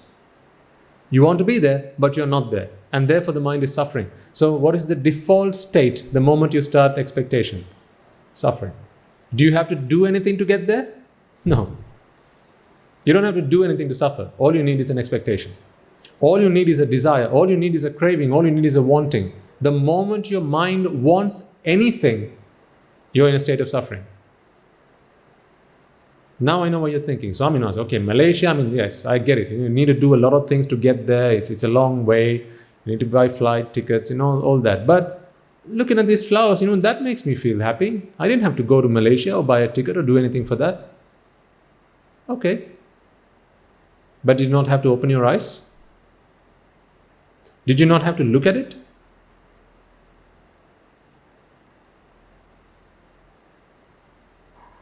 If your eyes are closed and you want to see these flowers, what do you have to do to see the flowers? Open your eyes. Is that still not activity? Then I know what you're thinking, but I've already got my eyes opened. So I can read your mind. Yes, we can go as macroscopic or as microscopic as you like. The last thought that you had, I would like to see these flowers, passed away without having seen the flowers. To see these flowers, you need another thought to arise in your mind. Another chitta has to arise in your mind. Is that not activity? Does that not require energy? As you know, the mind arises and passes away. That is at the most minute level. At the most microscopic level, the mind has to arise and pass away. So even as you look at these flowers, you can keep staring at these flowers. But even right now, the mind is arising and passing away, and through which you are actually doing activity. Without an activity, you can't actually see these flowers, even if your eyes are staring at this. Your mind can't see these flowers. without the mind arising and passing away, which is expending energy, which is activity. So that's at a microscopic level. But if you go macroscopic, if these flowers were, let's say, at home right now, and you wanted to see them, well, then you've got to leave this place, get back on the bus, get back on the road, and then hit home. So all of these activities you have to do physically.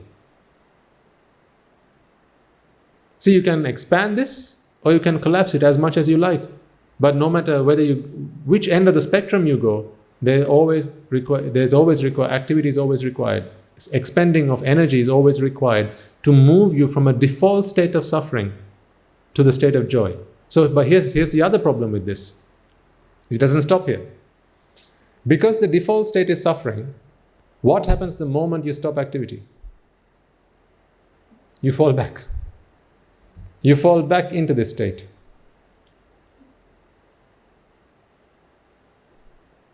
What is the default state of a rechargeable battery? Charged or uncharged? Uncharged. That's the default state. To charge it, you have to do activity. And then, through activity, you charge the battery. And if you leave it for a while, it's going to discharge. Over time, you don't actually even have to do anything. It's going to discharge over a while because the default state is a state of being discharged. See, no matter where you look in this world, everything has a natural tendency to fall back to its default state. Everything has a natural tendency to fall back to its default state. People are born and they die. Default state is death. You have to do activity to be born again. Default state is death. Because to be alive requires energy. To be alive requires activity. The default state is being poor. This is why you have to constantly keep earning money. Default state is to go into a state of disrepair. Why do you have to keep changing the roof tiles every once in a while? Why do you have to keep painting the house? Why do you have to keep sweeping the place? Maintenance. Why is there even a concept called maintenance? What is the default state? To fall back into a state of disrepair. To fall back into a state of ruin. And therefore, constantly you have to put whatever you bring into this world, you have to put it onto a maintenance plan. The moment your child came into this world, you put the guy on a maintenance plan. The moment you got your car, you put it on a maintenance plan. The moment you got married and brought your wife home, you put her on a maintenance plan. Why? If you don't maintain it, what's going to happen? It's going to fall back to the default state. What is the default state? Decay and death. So your marriage is going to fall into a default state of decay and death if you don't maintain it. If you don't look after her, if you don't keep her happy, if you don't give her flowers for her birthday, if you don't send her a card on the wedding anniversary, if you don't take her out for a meal once in a while, if you at least don't say, I love you, darling, once in a while, what's going to happen? It's going to fall back to the default state of what? Disease, decay, and death. Even if you put out disease for a moment, decay and death. Then the default nature of anything is decay and death. But the problem is this. Decay and death in itself is not a problem. The problem is you expect something to be in a particular state. But the default state of whatever you expect is decay and death. So for example, you expect to be alive. Right? Default state is decay and death. So default state being decay and death, you have to constantly keep doing the things that keep you alive. Constantly. Why does someone go to the gym? I used to go to the gym every other day. Before I got ordained, by the way. I used to go to the gym every other day. Why? What is the default state? Decay and death. Becoming fat is the default state. Going into a state of being unhealthy is the default state. So if you want to maintain your physique, if you want to maintain your good health, then you have to expend energy. You have to engage in activity. If you don't do that, then you're going to fall into the default state. So the default state is okay, provided you don't expect the opposite. If you don't expect the opposite, then decay and death is fine. But generally speaking, whatever you expect, the default state is decay and death. You expect the other. You expect the other. So let's say your car, right? You don't expect your car to fall into a state of decay and death. You don't like for it to go into a state of disrepair.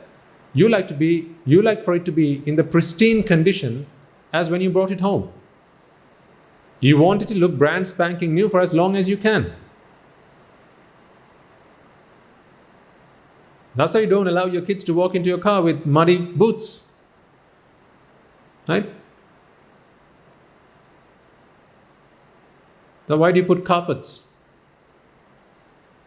Not the carpets you got with the car, but the extra set of carpets. And then old newspapers. Yeah, you know it.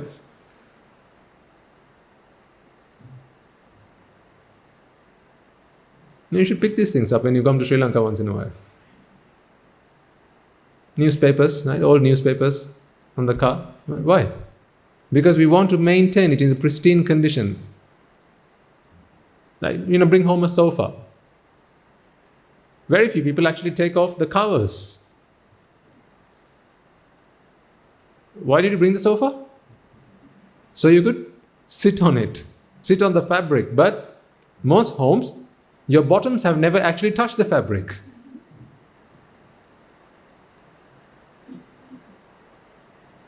Why? Because we don't like the default state.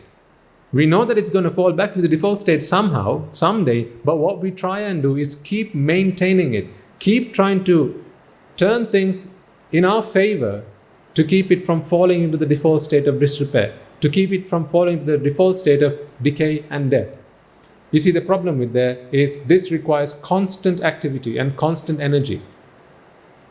Why do you think there's an energy problem in the world now? Because people are not happy with the way things are. People are not content. People are not happy with the default state of decay and death. When you expect something, you want it to be in this state. So if this is state 1 and this is state 2, people want things to be in state number 2. Therefore, they constantly have to keep doing things to move from 1 to 2 because the default state is 1, suffering. But this is only suffering when there's expectation. Otherwise, we're only talking about 1 and 2. We're not talking about suffering and joy. These two words, suffering and joy, only came into the picture the moment expectation came into the picture. Take away the word expectation. Can you any longer talk about suffering? No, but you can still talk about level 1, right? You can still talk about level 1. You can still talk about level 2. So if it's a job level, as we spoke about, we can still talk about that. But we're talking about suffering and joy now because we are talking about expectation. Take away expectation from the equation. Now you simply have level 1 and level 2. But when you expect level 2, the default state is a level 1. Then you have to do things to move from a level 1 to a level 2. So going back to the pizza example, so everyone can follow what I'm saying here. You want pizza for dinner, that is what you expect. So that's your level 2. Want pizza for dinner. But the moment you want pizza, you move to a default state of suffering. Why? Because the mind wants something that it doesn't have. I'd say pizza, dinner is at 10 p.m. It's 9, 9:15. Mother asks, what would you like for dinner? Pizza. It's 9:15. So now you have set an expectation. I want my pizza. It's 9:15.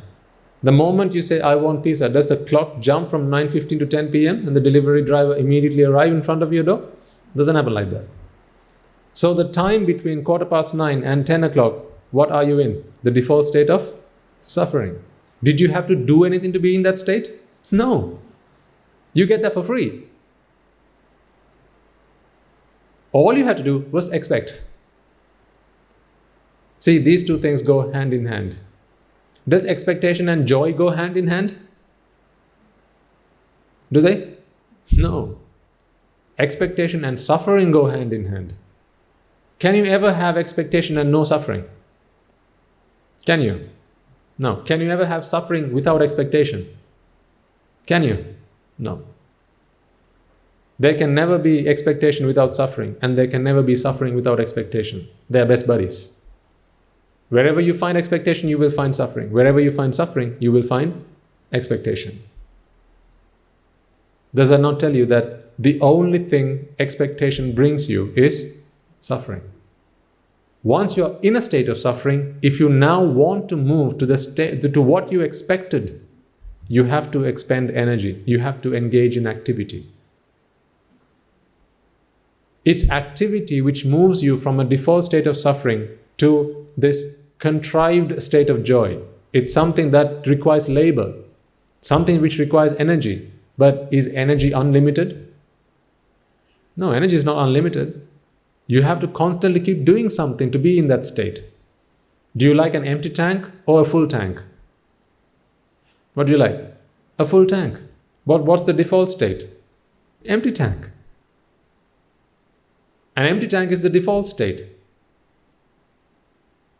So if you expect a full tank of petrol, then your default state is an empty tank. Now you have to do something to move from an empty tank to a full tank. But you didn't put the fuel in there for nothing. You put it in there so you can drive your car.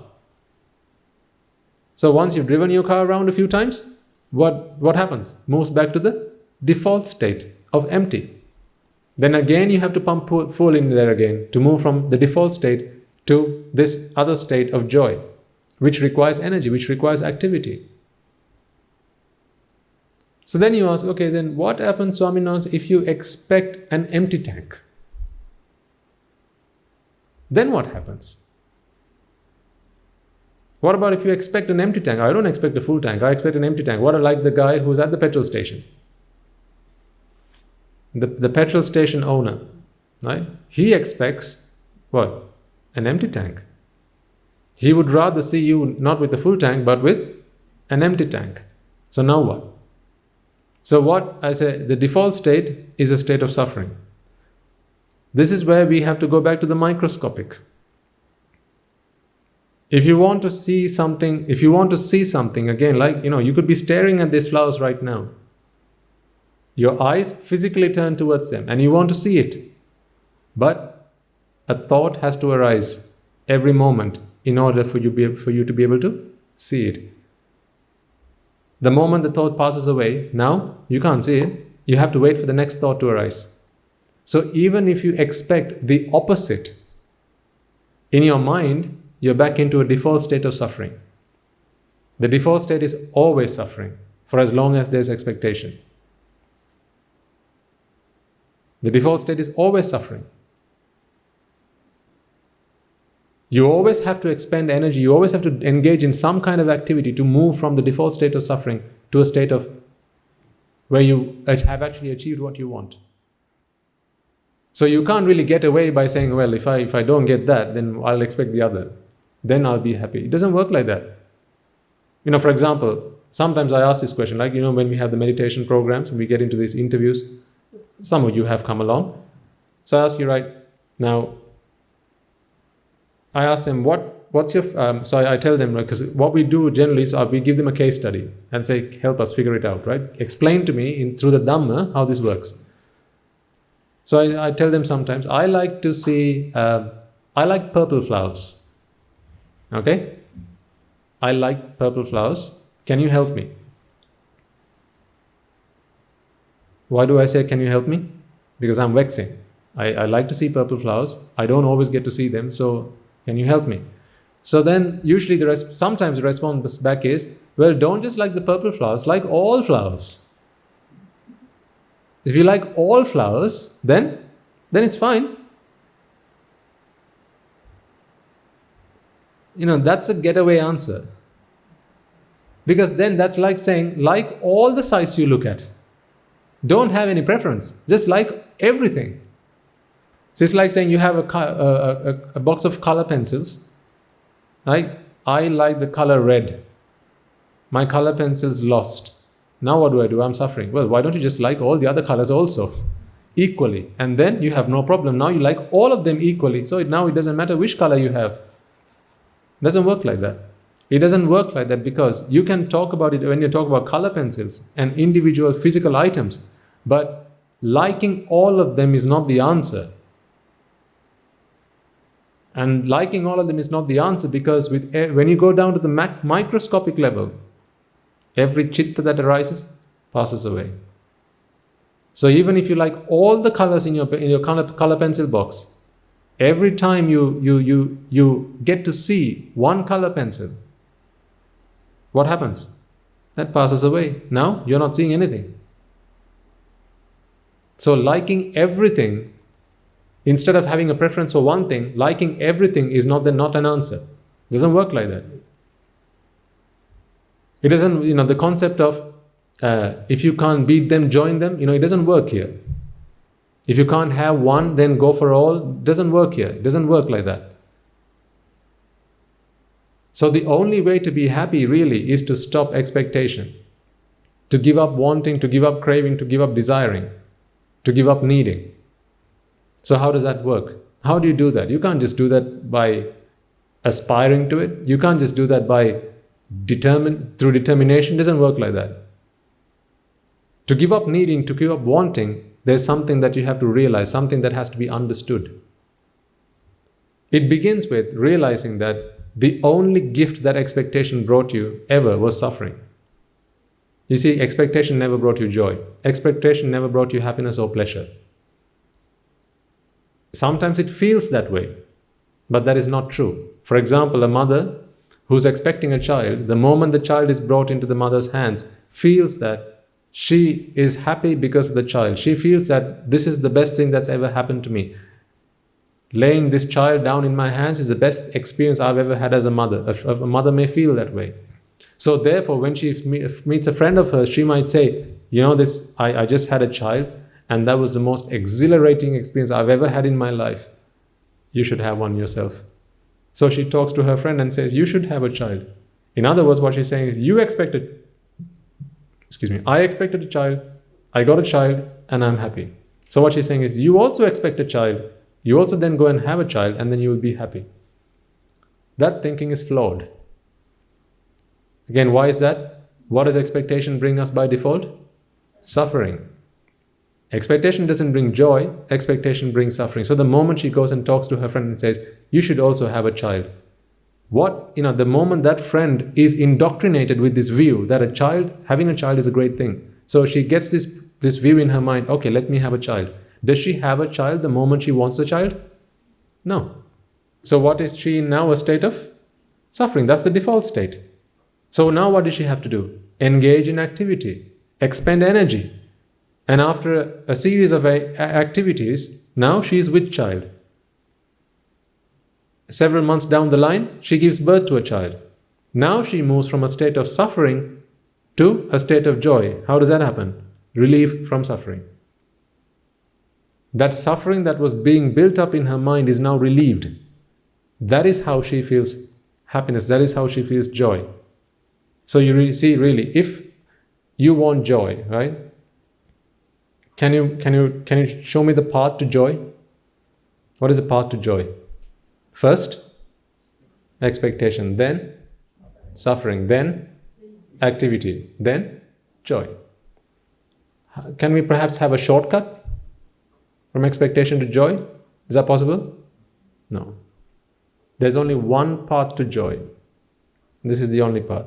Expectation, suffering, activity, and joy. There's no shortcut. There is no path, expectation to joy. That doesn't happen like that. There's always going to be this way.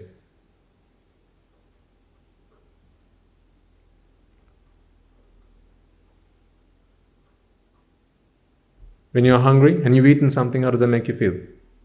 Good.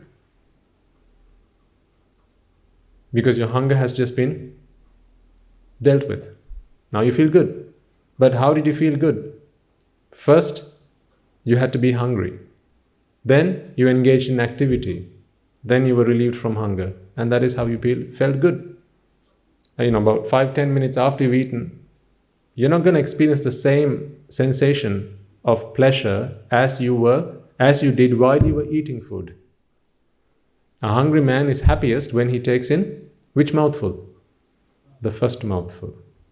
Why? What happens with the second mouthful? Why does the pleasure that he experiences goes down? He's not as hungry. That's why. What happens with the third mouthful? Not as hungry. Fourth mouthful? Not as hungry. 10th mouthful? Not as hungry. And if 10 mouthfuls of food is the most that the stomach can take, then 11th mouthful, does that feel good or does that feel bad now? Feels painful. Why? Because there's no more hunger to be relieved from. There's no more pain, there's no more suffering to be relieved from. Therefore, there's no path to joy. That is why. That is why eating the 11th mouthful is not joyful. Why? Because there's no path to joy. Because to get to joy, you have to travel this path: expectation, suffering, activity, and joy. So if you can't trod a path to joy, if you can't point out, if you can't show a path to joy, how can you achieve joy? How can you achieve pleasure? There's no path to it. When you're no longer hungry, how can you show a path from suffering to joy? Because what is suffering in the case of food and hunger? Hunger is the state of suffering. You have to be in hunger first and then eat something that moves you from hunger, from suffering to joy. Now here's the other thing I want you to take away from today. Let's take a really simple example of something that we want, okay? Because after all, there's nothing really that you like. You need to do these things because you have to. Let's say we take an example of going on holiday, okay? Going on holiday. I want to go on holiday. So that's the first want. Sorry. Want. Can you all see that? Want. What do we want? Holiday. Want. The moment you want to go on holiday, are you on holiday? No. Why? What is the default state? Not on holiday. That's the default state. Not on holiday is the default state. So we can split this up into. So right now this is a cross. Okay? So we are currently not on holiday. Why are we not on holiday right now? So we're all in Sri Lanka right now, as we, this present moment of time. Let's say going on holiday for us is to go to Australia. Okay? Are we in Australia now? Are we? No. So we need to get to Australia. What is it that keeps us from being in Australia right now? Well, the distance. How many miles? 3,000? Okay, let's just go a random number. 2,000 miles from here to Australia. Okay? So there's 2,000 miles that keep us from Australia. So to cross the 2,000 miles, we need to get on a jet. So one of the reasons why we're not in Australia right now is because we need to be on a jet. Okay? So that's another want. What do we want? To be on a jet to Australia. Okay? Are you with me so far? Reason we are not in holiday right now on holiday right now is because we are not in Australia yet. And the reason we are not in Australia yet is because we are not on a jet. Okay. So if you want to be on a jet, again, you can split this up into. So this is the on a jet, or rather in Australia.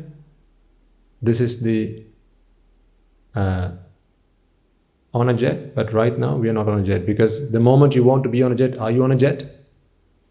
No, you need to do something to get on a jet. What do we need to do to get on a jet? Book a ticket.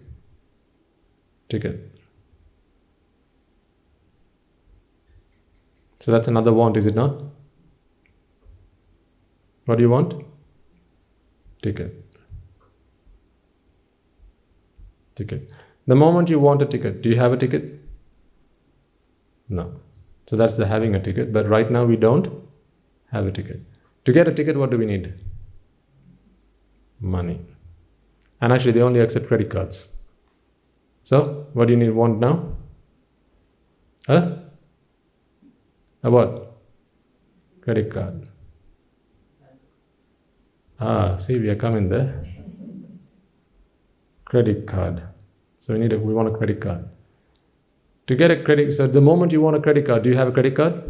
No. This is the path had we had a credit card, but right now you don't have a credit card. Not the moment you want it. So to get a credit card, what do you need? A bank account. Oh, sorry. That's got to be want.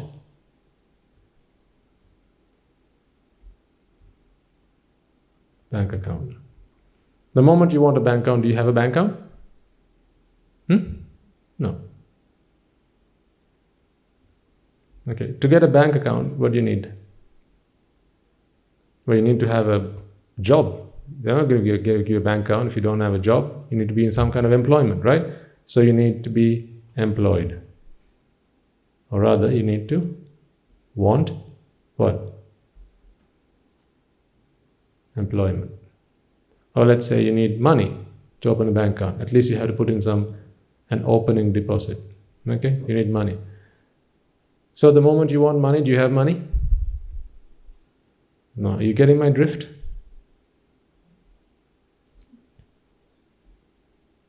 The moment you want money, you don't have money. So to earn money, what you must do? What must you do? Get a job.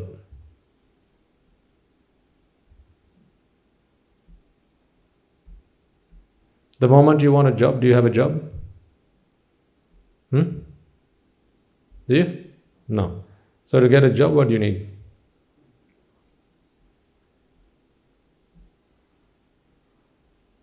Qualifications. The moment you want qualifications... Oh, I don't have enough room.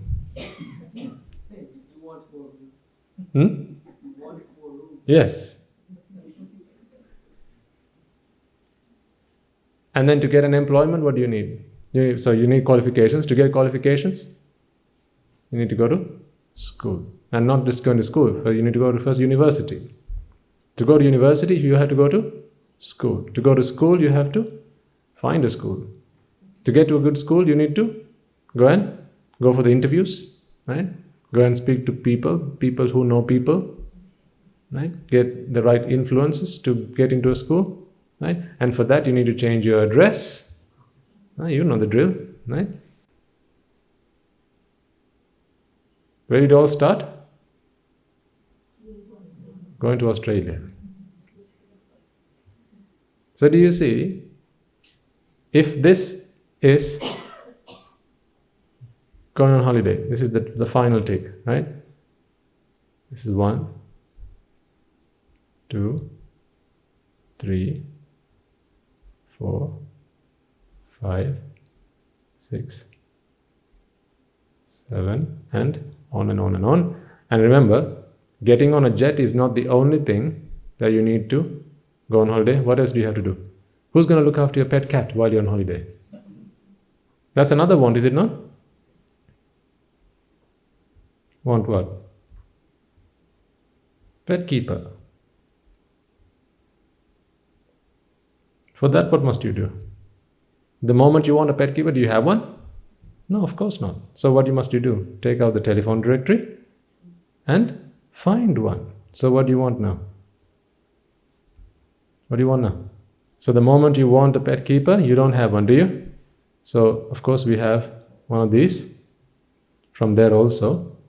So that would be, I have a pet keeper, but right now we don't. So that's another want. To get a pet keeper, we need telephone directory. And the moment you want a telephone directory, do you have one? No. So then you have to go find one. So then you have to go and you could borrow one from a friend. So you could borrow one. The moment you want to borrow one, do you to borrow it from a friend? Do you have a friend? No, you sad people, you don't have friends. Otherwise you wouldn't be here on a Sunday afternoon. Right? So you want a friend. Now the moment you want a friend, do you have a friend? You don't have a friend. So now what must you do? Go and make a friend. So what do you need to make a friend? Of course, Facebook. Right. So we need Facebook. The moment you want Facebook, do you have Facebook? No, of course not. So you have to first go Online. To go online, what must you need? You need the internet. Excellent.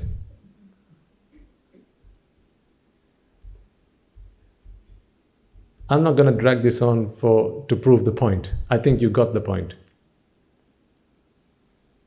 How many paths do you think I can extend from this? Give me a number.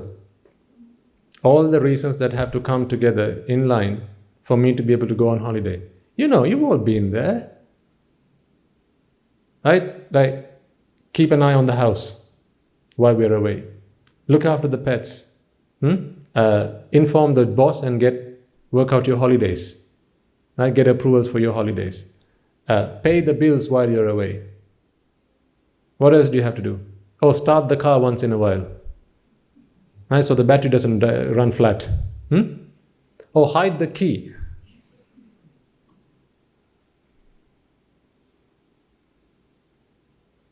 All been there, done that, right? Okay, so that's for going on holiday. What about getting the ticket? Oh, wanting a jet. Is the ticket the only thing you need? Passport, visa, right? So how many paths can I draw from here? What? Through 2, 3, 4? Nearing infinite. What was this? Credit card. How many things do you need before you can get a credit card? Is it just a bank account? No, you need a good credit history. You need bank statements. You need proof of address. You need a recommendation letter from somebody.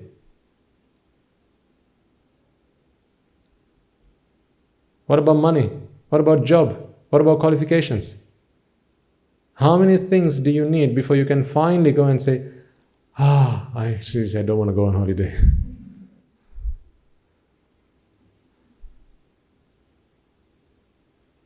All of this stemmed from where? Want to go on holiday. What if you didn't want to go on holiday? Can you not now say goodbye to all of this? Pain and suffering? Which of these is fun? Tell me, which of these is fun? Getting a job? Finding money? Opening bank account? Getting credit card? Buying a ticket? Which one? Finding a pet keeper? Telephone directory? Or getting a Facebook account? Which one's fun? Well, getting the internet? Which one's fun? Nothing is fun.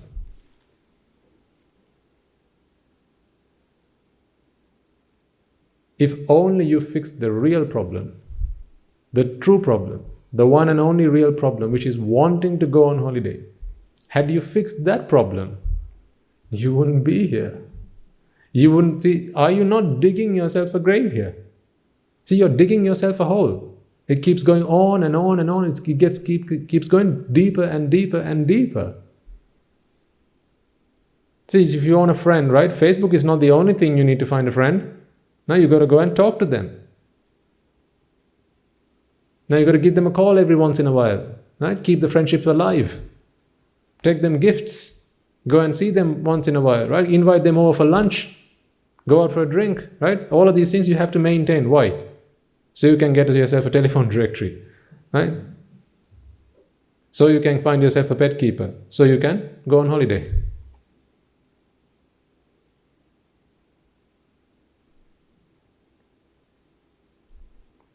Now this is just going on holiday. What about if you want to watch TV? I want to watch TV. How many things must come in line, in sequence, in order before you can watch TV? How many of your other wants have to be met before you can actually watch your TV? What do you need to watch TV? You need first a TV, then you need TV channels, then you need an antenna. You need to fix your antenna. To fix the antenna, you need someone to come and fit it for you. You need a ladder so you can get on the roof. You need to then buy a box set or something so you can get your digital channels or whatever. And then you need electricity. To get electricity, you need to go and apply for electricity.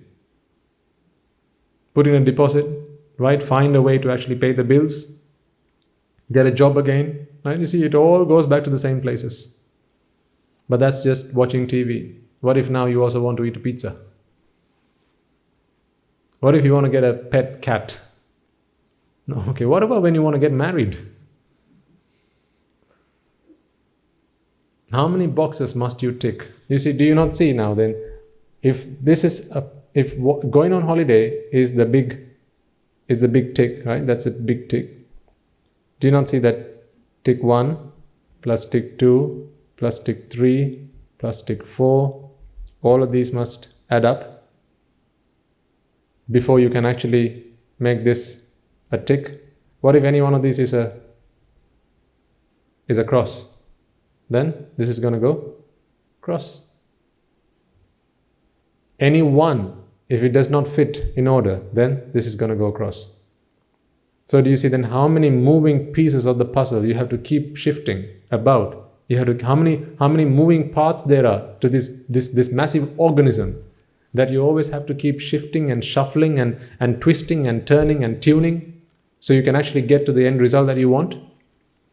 Now if in your life you have an X number of things that you need to be happy, X number of expectations, X number of things you want, and if behind each of those things, to achieve one of these X's, right, you have 100 of these things that have to line up. Then if you have 10 things that you want in your life, that's 10 times 100 things. What if you want 20 things? That's 20 times 100. How many things do you want in your life? How many wants, how many desires do you have? You know, food is just one desire. The different types of food,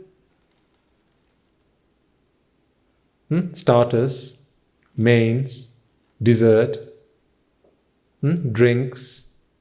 Behind each of those, do you not see the path to what? Happiness? Suffering.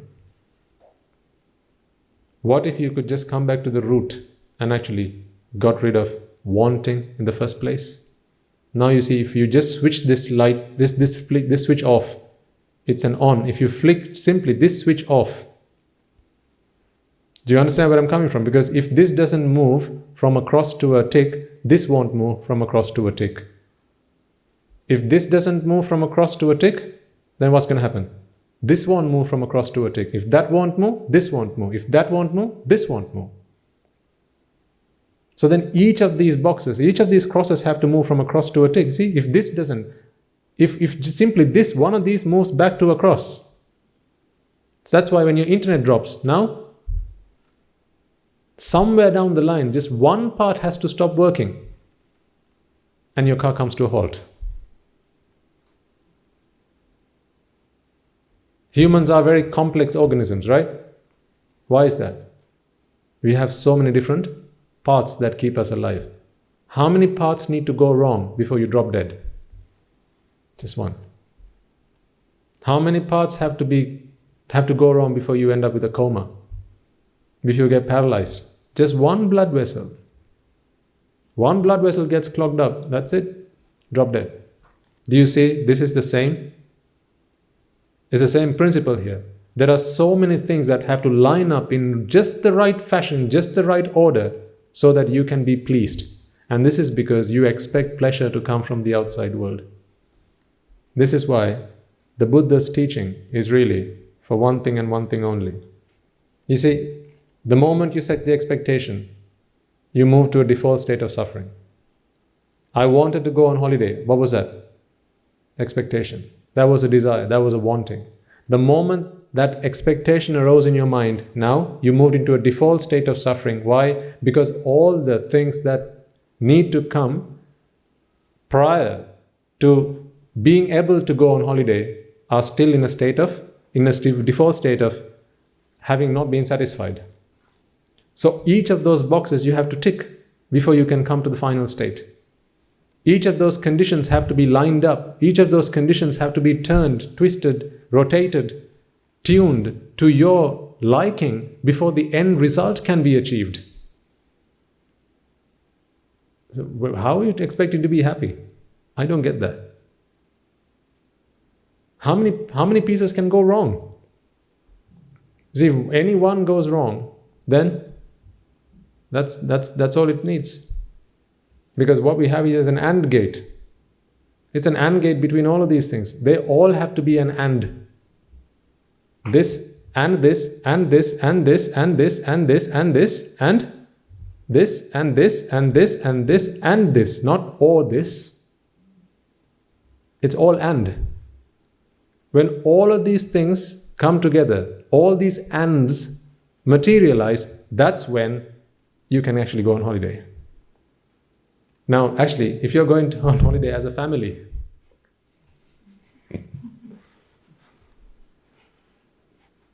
this is just for one of you. What if you have to go on holiday as a family? And there are 5 of you. Now?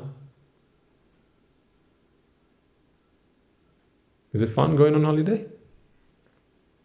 I remember when I used to go on holiday. Just me and my wife. 3-week holiday. We would come to Sri Lanka and go back. And then you'd take an extra week off. What for? To rest.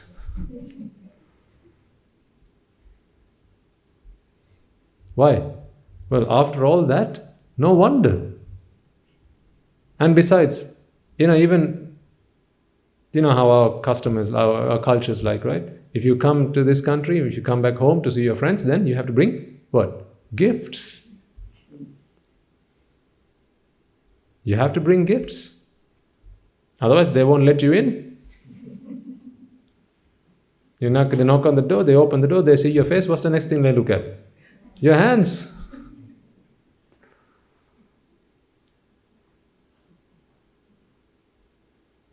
So to buy the gifts, what about the shopping sprees that you had to go on? You've done your shopping yet?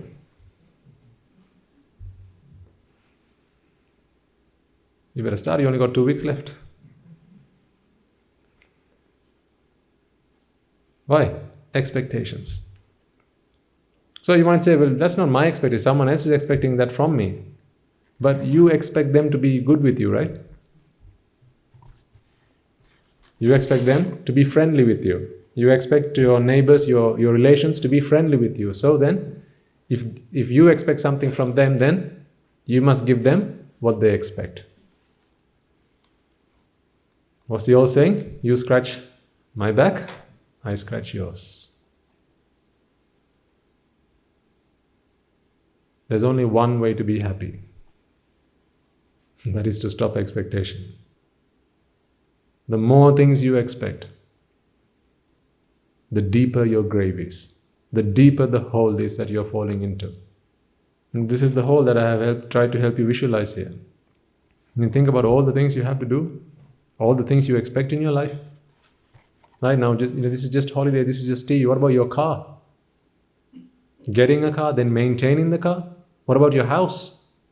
Buying a house or building a house, finding the builders, right? Getting the approvals that you need, and then maintaining it, paying your bills, paying the taxes.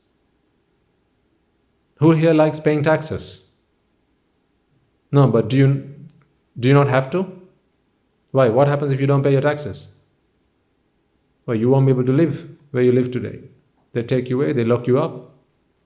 They put you somewhere where you can live for free. Where's that? Prison. So if you want to live where you want to live, you have to pay your taxes. So then tell me, you have to pay your taxes. To pay the taxes, you have to work. To work, you have to get yourself an education and the qualifications. So who here can really say, I like to be a doctor one day? Do you like to, or do you have to? Because once a lifestyle has been painted in your mind, this is the kind of lifestyle you should aim for. And that kind of lifestyle you can only get, you can only achieve if you become a doctor, if you only become successful, if you become an engineer, if you become a lawyer, if you become this, if you become that. Now, it's not a case of, I like to, it's a case of, I have to. Because how else can you satisfy yourself other than achieving all those dreams that you have set for yourself? And the achieving of dreams doesn't come for free. That requires energy. That requires the expenditure of energy and activity. Because the default state is decay and death. And that is the only thing that expectation brought you, decay and death. By default, suffering.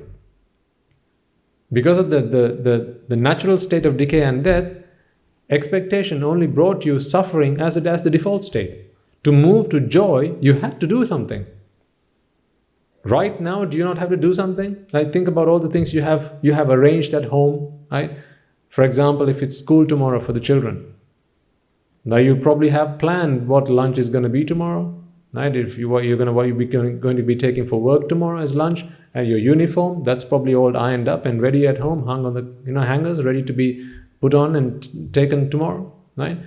And your homework is probably done by now, hopefully, right? All the calls that you had to make, all the emails that had to be responded to, all the things that you had to prepare.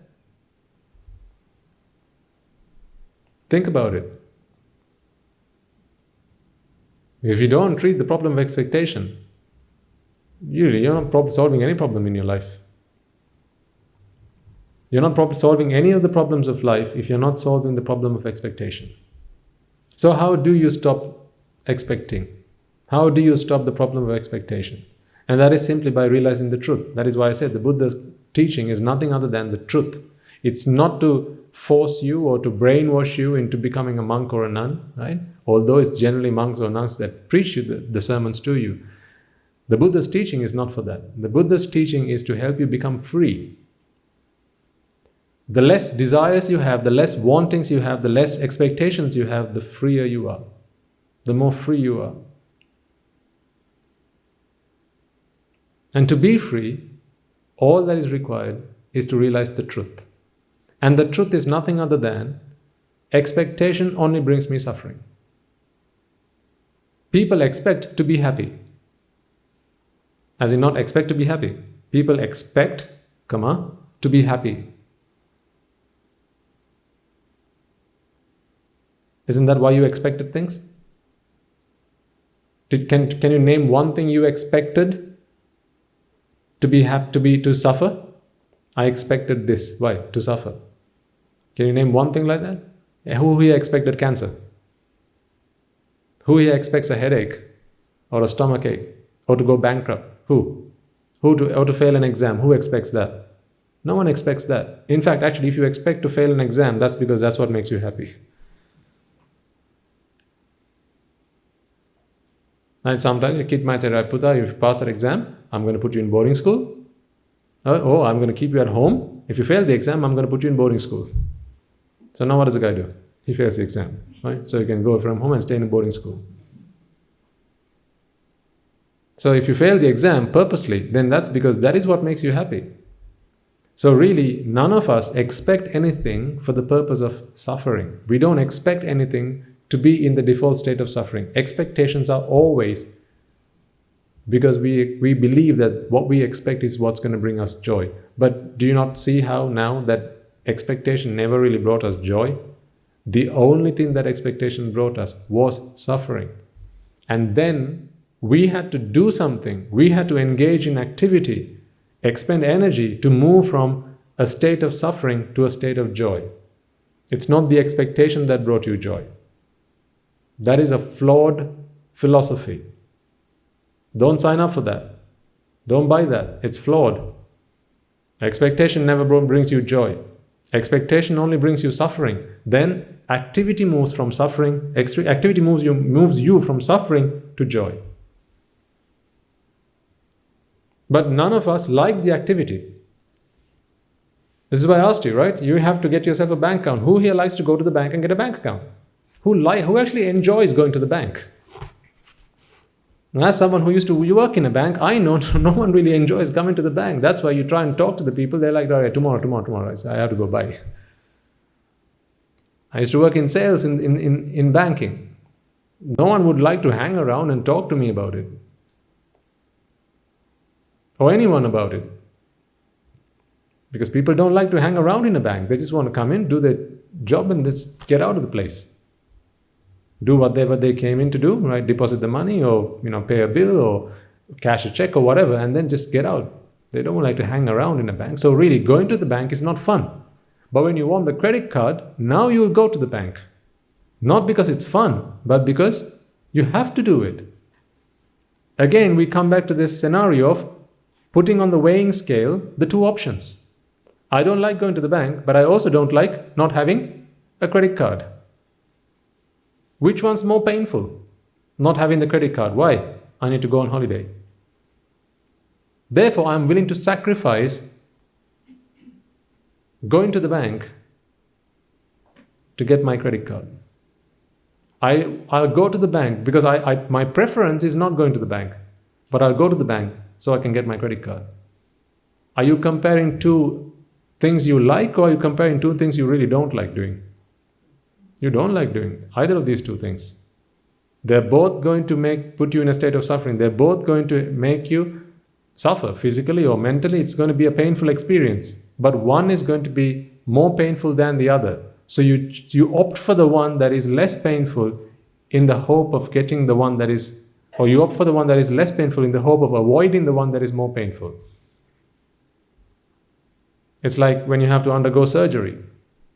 I imagine your appendix is inflamed. Now you have to get a surgery done. No one likes a surgery, but you got to do it. Because what if you don't? Then the thing's going to burst in the inside and you're going to suffer. So therefore, you opt for the appendectomy to avoid the much more serious suffering that's going to come if you don't go for it. So what are you comparing? Two sources of joy or two sources of pain? They're both sources of pain. You just go for the one which is less painful so that you can avoid the one that is more painful. That is what we always do. Now, why do you sometimes get your children, you advise them, don't watch TV, go and do your homework. Why do you tell them don't watch TV? Because if they watch TV now, then they're not going to be able to do their homework. And in future, they're going to have to suffer because they won't pass their exams, they won't have done well in school, so they're going to suffer. But right now, they don't want to not watch TV either. They want to watch TV. So you're trying to help convince your child, Buddha, sacrifice your happiness now for greater happiness that's going to come in the future. But the kid doesn't want to do homework. The kid doesn't want to not watch TV either. They're both sources of pain. But you want to convince a child to sacrifice one for the greater good. But the kid doesn't like to do either of these things. They don't want to do homework. They don't want to not watch TV either. So really, what you're comparing when you put on the scale are two sources of pain, not joy. Who likes to go see their in-laws? Sensitive? Too sensitive? Some people don't like to see their in-laws. But if you don't go see the in-laws, what's going to happen then? Then there's going to be a bigger problem. Big arguments afterwards. Right? So, I will go see the in-laws so I can avoid the bigger problem that's going to come later. I'll go do a job so I can avoid hunger, which is a bigger problem than going and working. Don't like doing a job, but I have to. Why? Otherwise, I'm going to have to suffer from hunger. Otherwise, I'm going to have to suffer being in the cold, being outside, not having a shelter over my head, not having a roof over my head. I'm going to have to suffer. I don't like to suffer that, and I don't like to work either, but you can't have both. You got to pick one and sacrifice the other. But only because you expect. Take away expectation. Now you don't have to settle. You don't have to settle for one or the other. You can pull yourself entirely out of the game. For that, you have to stop expecting. To stop expecting, you have to see that what you're expecting is really suffering. Suffering brought you what? Expectation brought you what? Suffering. And then you did something to relieve yourself from suffering, and that made you joyful. That put you into a state of happiness. So really, what did you expect then? What was the thing you got when you expected? Suffering. Without suffering, you can't be happy. No pain, no gain. So someone who sees this insightfully knows now that the only thing that you can really expect is suffering, so that then you can do something to relieve yourself from suffering and then be joyful. So put your hand up if you don't like suffering. Put your hand up if you genuinely don't like suffering. In which case, none of you can also be happy. Why is that? Because what is happiness after all? It's relief from suffering. So if you don't want suffering, then you have to kick away happiness as well. You have to kick away joy as well. You have to kick away pleasure as well if you don't like suffering. It comes as a double pack. You can't have one and not the other. If you want happiness, you have to accept joy. If you want happiness, you have to accept suffering in your life as well.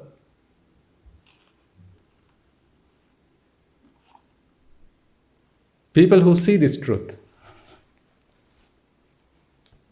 work towards solving the right problem, the true problem, the problem that is actually worth working on, and that is to get rid of expectation.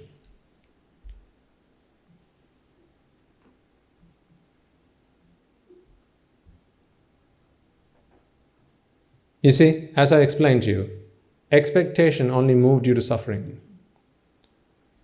If there was a way we could stop expectation, right? Cross that out. Now there's no longer suffering. Do you understand how suffering and expectation are linked? Because when you expect something, you don't have it at that moment in time. How does not having something you want make you feel? That's what suffering is. You want something, but you don't have it. So take away suffering. Now do you have to do something to move to a state of joy? Do you have to do something? No. Why? If you're not suffering, then you don't have to do something to move away from suffering. You're not suffering. As like if you never felt hunger, then would you have to treat hunger? No. You only have to eat because you feel hungry.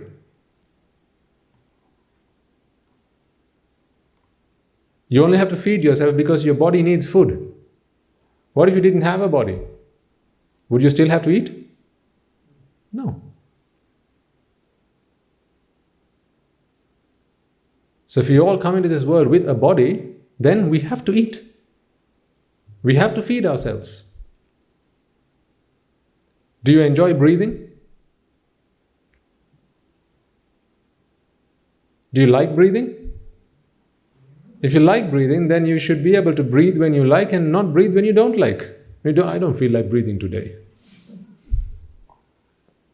I think I'm going to pass today. I'll see tomorrow. No, you can't do that, because breathing is not something you do because you like doing it. Breathing is something you do because you have to do it. See, the thing is, right, if you go back to now going on holiday, see, if you want to go on holiday, and this has become one of your strong desires, this is now what you expect to go on holiday. All of these things on the right hand side, right? Are these things now that you like to do, or are these things that you will now have to do? Why will you have to do them? Because you want to go on holiday. If you want to go on holiday, then none of these things are things that you can opt in or out. It's now not a choice of if you like to, now it's you have to. The only way any of these can become optional is when? Exactly. Want where? You got to do away with this. If you do away with wanting to go on holiday, now you can either do any of these things or you can not do them. It's fine. Because if you don't want to go on holiday, as in, I don't mind. If I get to go, I go. If I don't go, then so be it. Now, does it matter whether you get a ticket or not?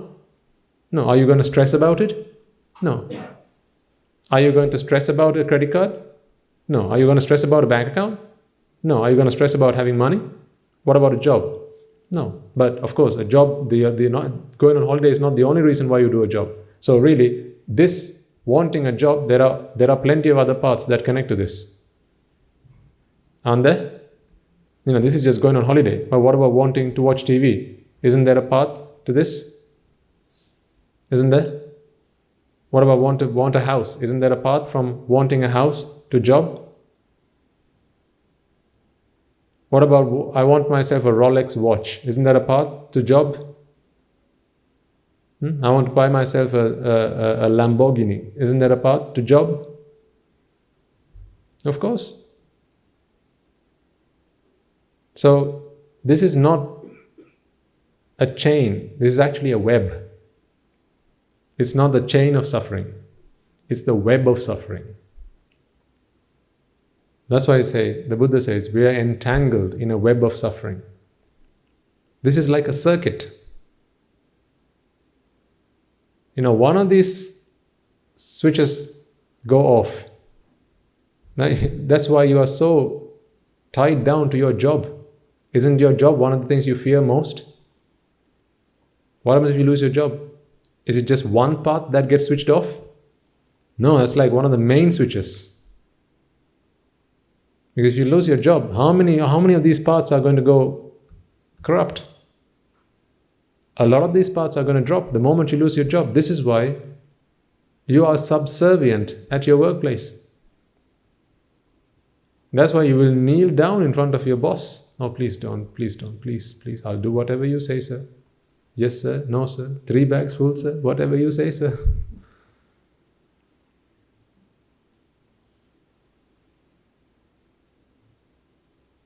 You all know what I'm talking about.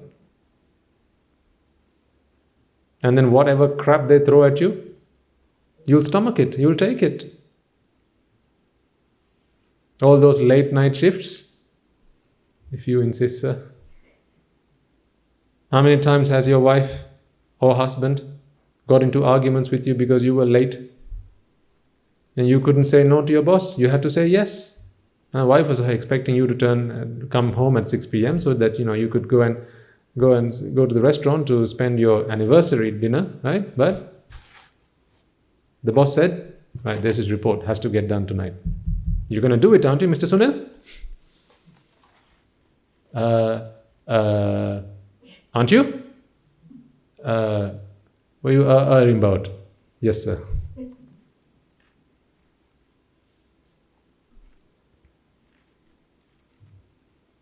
Why? Because your boss knows. That's the main switch. How does he know that? Because he's in the same web.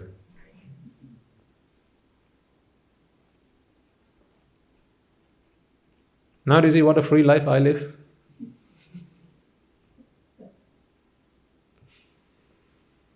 I don't have any bosses to please.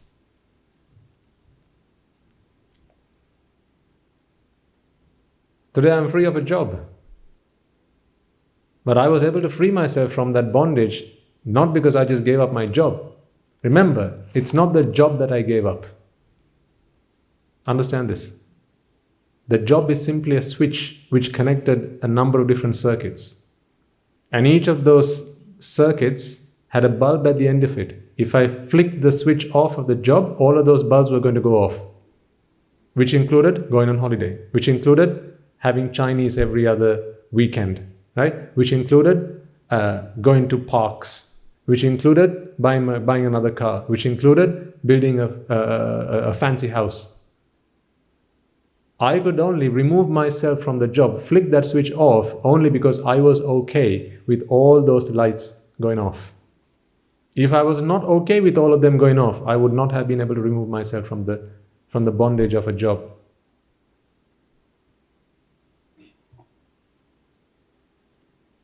So don't be so hasty to give yourself up, to give up your work. That's not the most important thing to do. Think about what the implications are. You need to be able to deal with the implications of giving up work. All those things that help you survive, all those things that your job keeps you, or it makes you able to do, if you are still bound to them, if you are still attached to them, then you better not give up work just yet. Because remember, you're not attached to your job. That's not what you're attached to. You're attached to what the money from your job, or what the status that your job brings. the authority that your job brings, and the things that they enable you to achieve. That's what you're attached to. So if you still can't stop watching TV, you should better not give up work yet. Because what keeps that TV there is your job. If you still like having a Mongolian every other weekend, going to a Japanese restaurant once a month, you had better not give up work yet. Because what enables you to enjoy yourself, indulge yourself in those sensualities is your job. So that's not where you need to flick the switch off. First consider what the implications are if you did flick the switch off. That's where your attachments are. Ultimately, the reason that we do these things are to indulge ourselves in sensuality. Please our five senses. Look at what the implications are. If you are able to go by without pleasing your eyes, your ears, your nose, your tongue and your body, then fine, go ahead. But if not, then there are other things you need to work on first. This is why I say the Buddha's teaching is not to get you to come here having given up your jobs. What's the point of that? When you still have all these other things that you're so attached to still, what's the point? This is not about saying goodbye to your family. This is not about leaving back your family behind. This is not about that. If that is meant to happen, that will happen. That's not what we need to be hasty about. What I'm talking to you about is becoming free, finding freedom. See, none of these things on this, what you're seeing on screen right now, are you now able to say, I opt to do them. If I don't want to do them, I won't do them. You can't say that. If you want to go on holiday, then you have to do all of these things. Because you can only get that tick, that big tick, to turn to a tick from a cross is if all the other crosses actually turn to ticks themselves. So you're entangled in a web of suffering. You only need to treat the root cause. And the root cause is in identifying the true nature of expectations. So then tell me, what is the only thing that expectation brings you? Suffering. Did expectation ever bring you joy? No. Did expectation ever bring you happiness? No. So we started talking about mental stress. What is the source of stress? Expectation. Last week we spoke about anger. What is the source of anger? Expectation. Both of these are negative emotions. No one enjoys them. And people go to anger management classes, don't they? People go to stress management classes. When's your one? Every, Tuesday?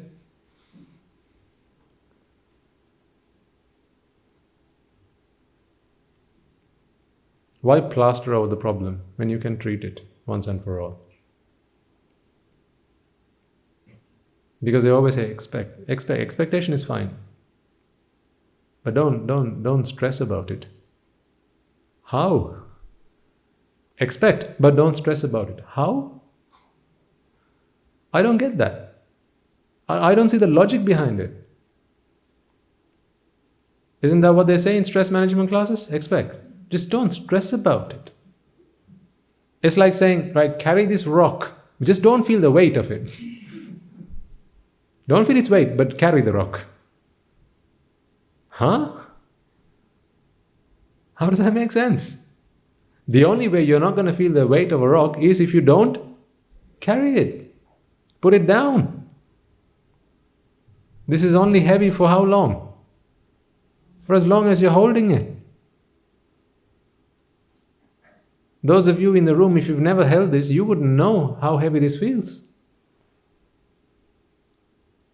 I know how heavy it feels because of what?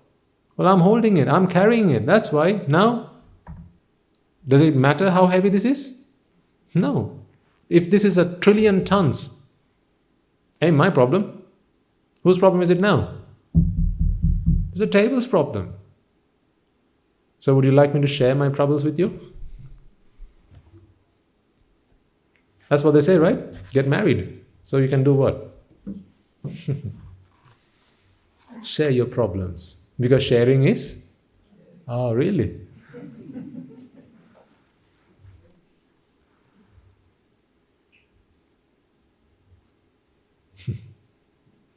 No, seriously. If you really care, what's the last thing you ought to do? Oh yeah, have a look, see what's going on. If you really care, what's the last thing you ought to do? What's the last thing you ought to do? Share. What, pizza? No, I'm talking about what? Problems, stresses. Because really, what you expect when you share your problem with someone is saying, I can't find solutions by myself. Right? Please, can you take over some of the burden and you deal with that bit? Because I can't. I'm not saying don't lend a hand or don't lend a ear. That's not what I'm saying. Help out as much as you possibly can. But what I'm saying is, folks, this concept of sharing is caring. No, real caring is showing that person, why are you carrying it? Put it down. Because something is only a burden for as long as you're carrying it. Put it down.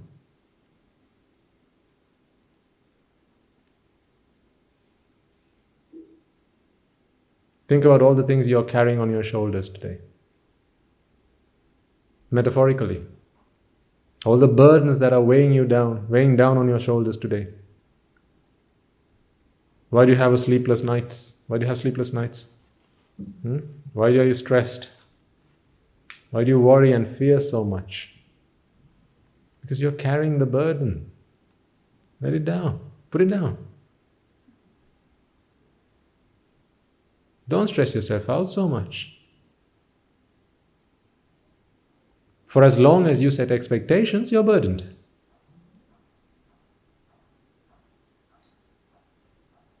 Have the robustness in your mind whereby you are okay with whatever comes your way. Ultimately, whatever comes is only what's going to come. What's going to come is going to come. What people do is set an expectation in advance. Now, suffering comes first. And then, whatever comes, comes.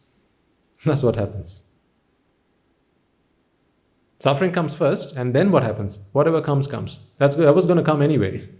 Because what was coming was the vipaka. The vipaka is going to come anyway. All we do with an expectation is put the suffering in advance. And now we wait for the vipaka to come. If it's what we were expecting, then we say, oh, brilliant, fantastic, oh, look at that, gorgeous. If it wasn't what we were expecting, then we go, oh, now it made me feel really sad. But what was going to come was going to come anyway. What was meant to happen anyway. All we did was set an expectation and was gifted with suffering, because that's the default state. We were gifted with suffering. And then if what we expected came, that we said brought us joy. If what we expected did not come, then we said that brought us suffering. No, actually, the event was not what made you suffer. The event was not what made you happy. It's your expectation which put you into suffering. And when the event happens, if it is coincidentally what you expected, then that makes you happy. It's coincidental. Happiness is not the making of an object. It's not an external source that brings you happiness. It's your own making. That's why I say you are the architect of your own suffering. You have to build the prison of suffering first.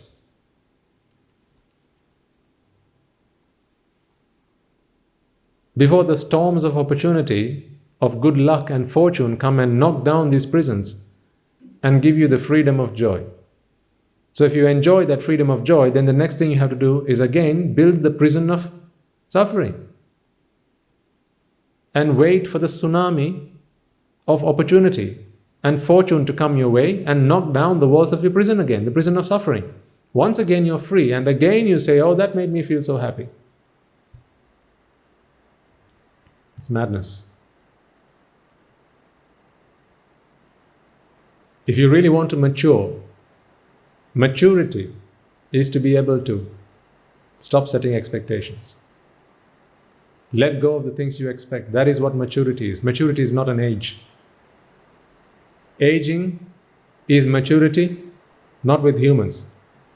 That's in the alcohol and the cheese industry, where age is maturity.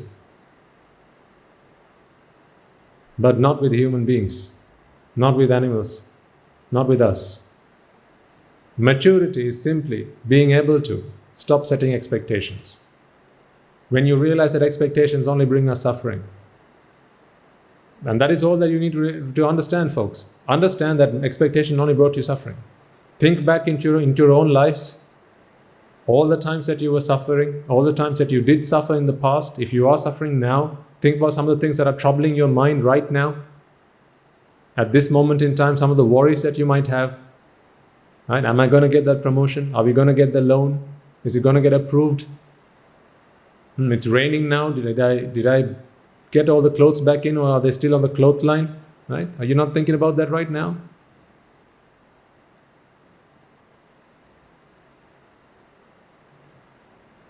Where did you park your car? Was it just under the coconut tree?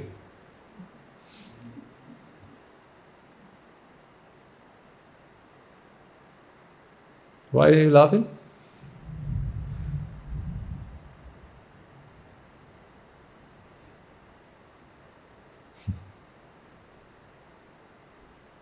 Why does that not bother me? Because it's not my car. To me, it's just a car. To you, it's my car. So is it the car that brought suffering, or is it my that brought suffering? My. Because when something's mine, it's another word for expectation. I expect my car to be damage-free. I expect it to be in a good condition. I expect to find it exactly the same way I left it.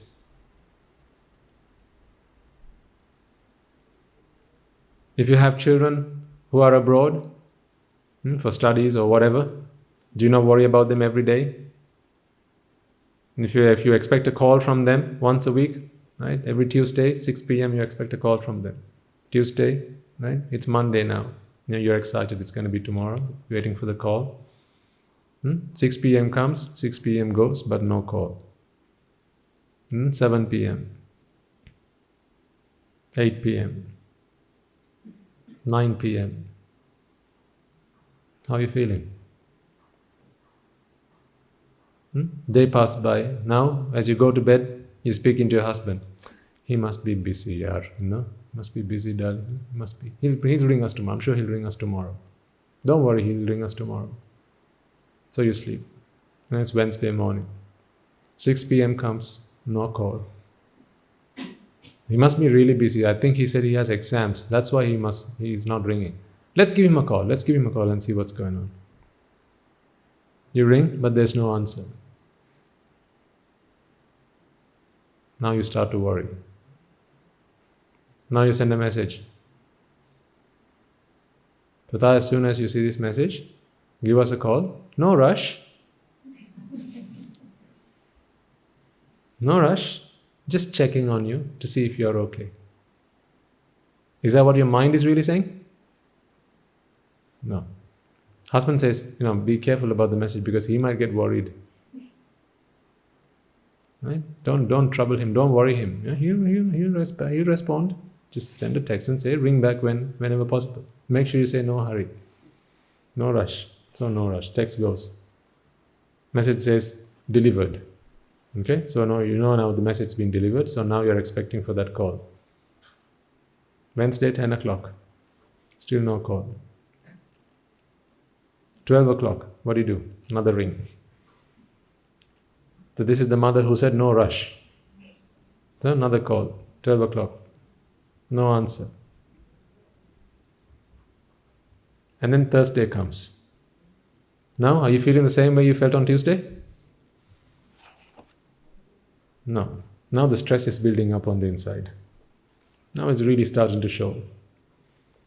Last night you had trouble falling asleep also. Because you was thinking about him. Why no call?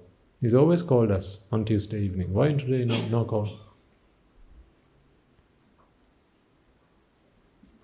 And then you say, I must go on his Facebook and check up on him. Maybe he's busy. So you go on his Facebook. Last update was Wednesday, 10 o'clock. Feeling depressed. So he's put this message. Right, and his friends commenting, hey dude, don't worry about it. Right? She's not that important.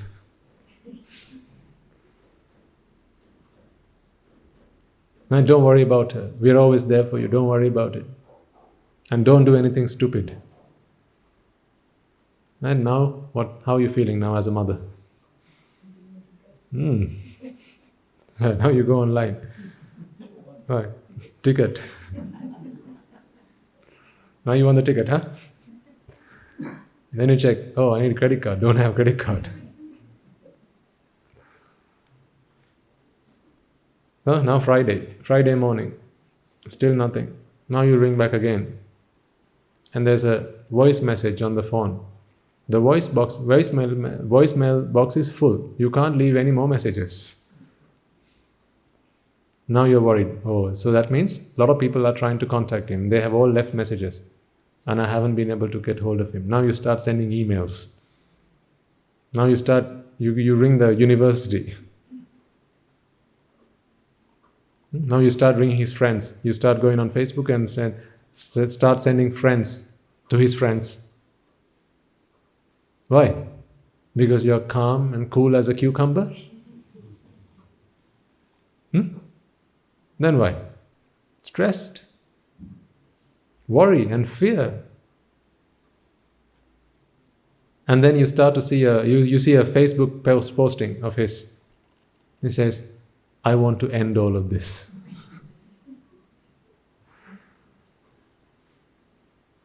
How does that make you feel now as a mother? I want to end all of this once and for all. Enough is enough. How does it make you feel? He must be talking about his pint of lager, surely. I want to end all of this. See? Why are you suffering now? Expectation.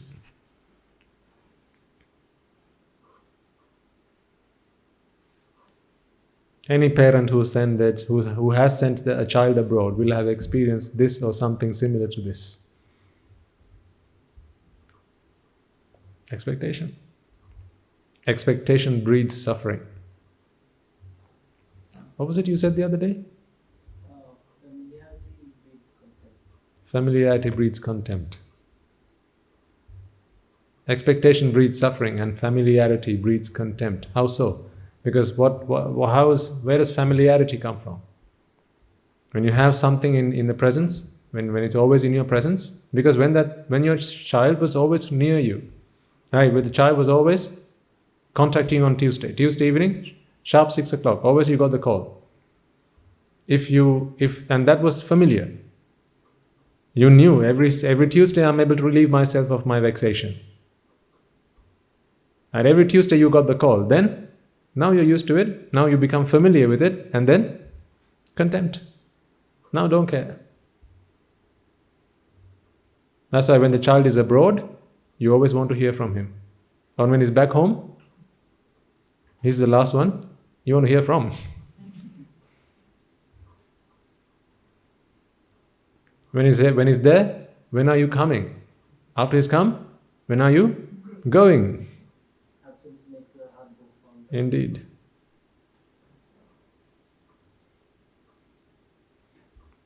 So it's not the object, it's not the person, it's not your son that made you happy, folks. Understand that. It's not your partner that made you happy. It's not your girlfriend or your boyfriend or your husband or wife that ever made you happy. You set an expectation. That expectation put you into a default state of suffering because you wanted something and you didn't have it. Then you engaged in some kind of activity, you expended energy.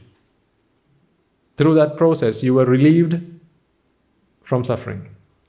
And it's that relief that was experienced as joy and as happiness and as bliss. It's the relief of suffering that you experienced as happiness.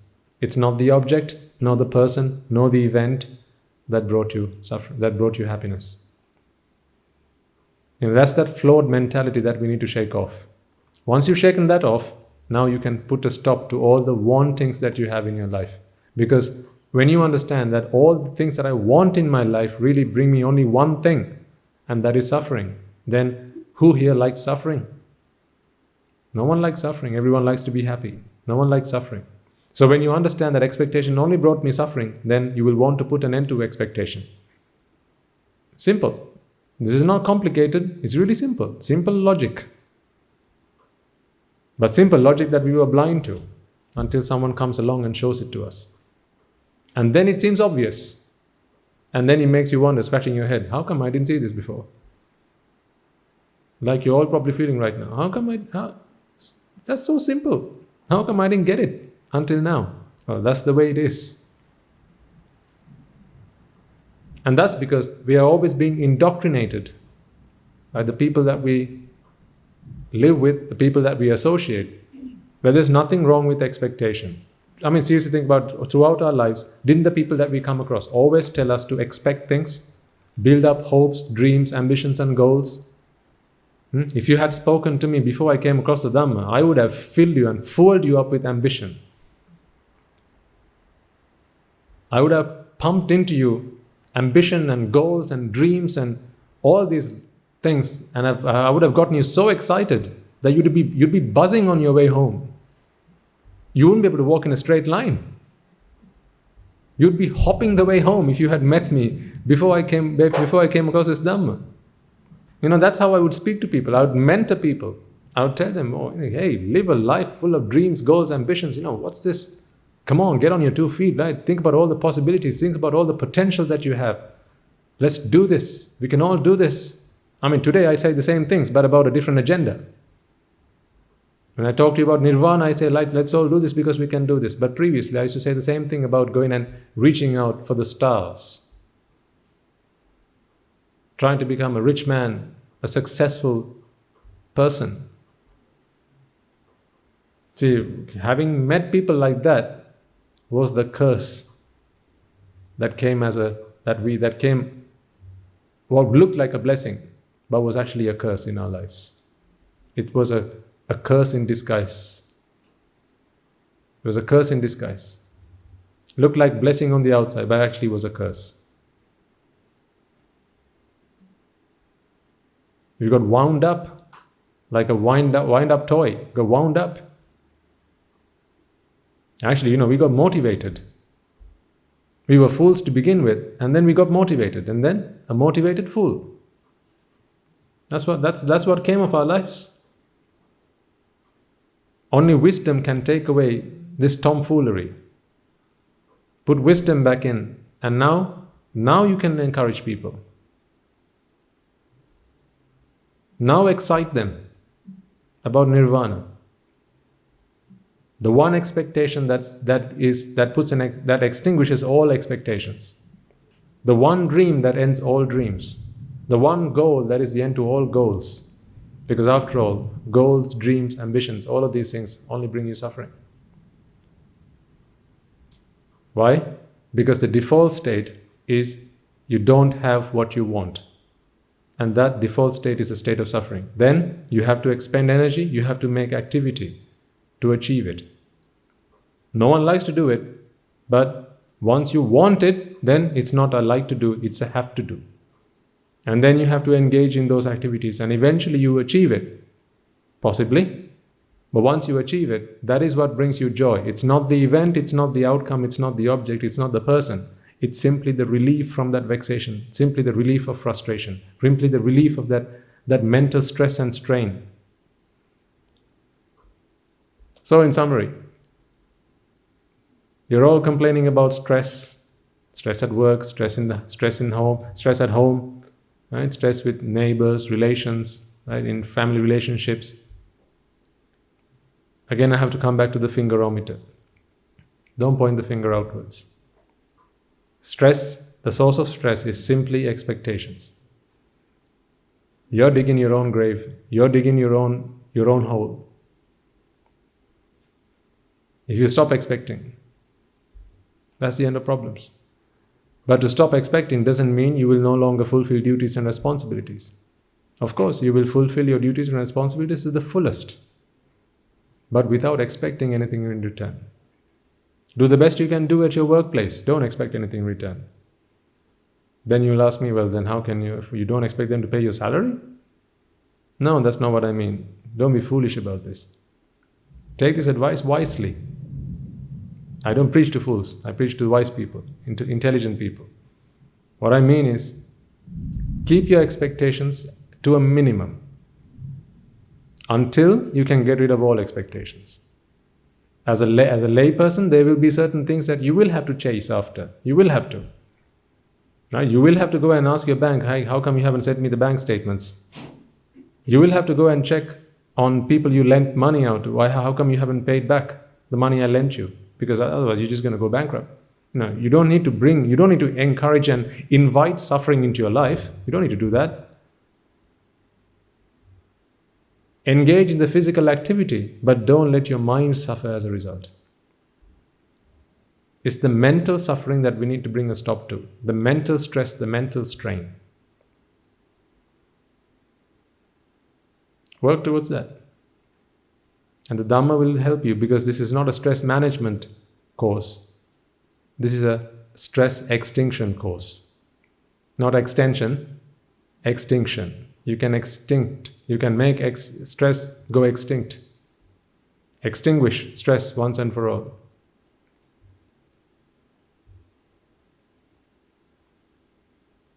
By ceasing expectation. And we're all lucky to have been born humans to be able to do this. We are all lucky to have come into this world in an era where the Buddha's Dhamma is available to us, so we can achieve this. And if I ask you what are the 7 wonders, you'd start naming them. The Leaning Tower of Pisa, what is the Great Wall of China? 7 wonders. There are other wonders that I want you to take a moment to think about, to consider. And you will realize that the fact that you're alive, the fact that you're here right now, the fact that you can listen to what I'm saying, alone is a wonder. How fortunate you are. How lucky you are. How incredibly rare it is to have received this opportunity to free yourself once and for all. So why spend a lifetime, dear people, engaging in meaningless pursuits?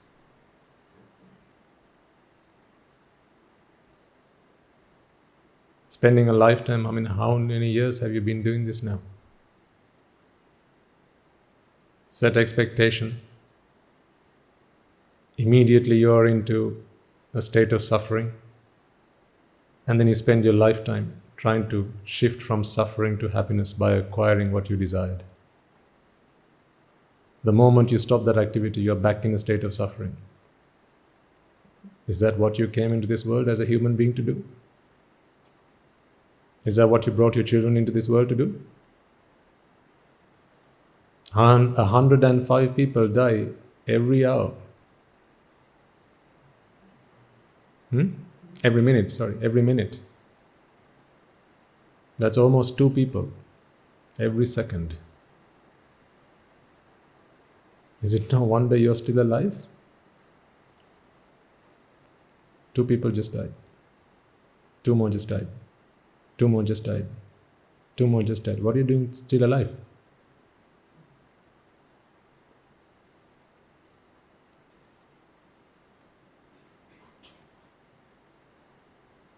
This is the ugly truth. No one out there wants you to see this truth. They hide it from you. And the reason for that is they want you to expect everything out there. Because the moment you expect, you begin to suffer. And then in your quest to relieve yourself from suffering, what you do is you go and help them relieve themselves from suffering.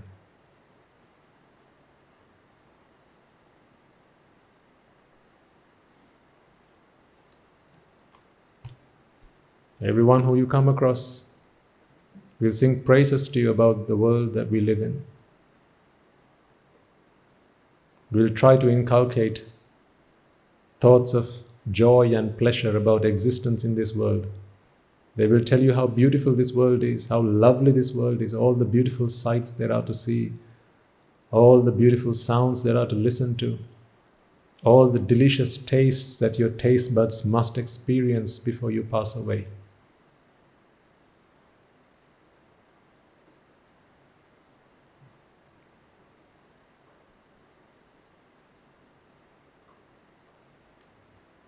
They will infect your mind with this disease.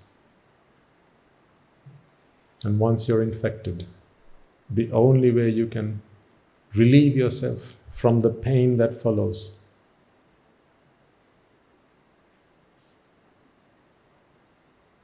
is by engaging in meaningless pursuits, which ultimately only serve one purpose, and that is their agenda. Who looks after you? When everything is said and done, who's looked after you? You've lived a life looking after somebody else, helping someone else achieve their dreams, goals, and ambitions. What about you? Who's going to look after you?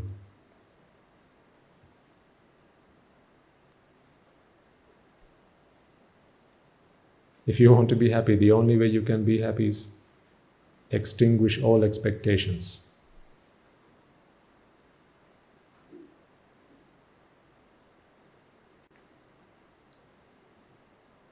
Strive towards that. Extinguish all desires. Extinguish all wants, all needs, all expectations. Until such time, you will not find happiness.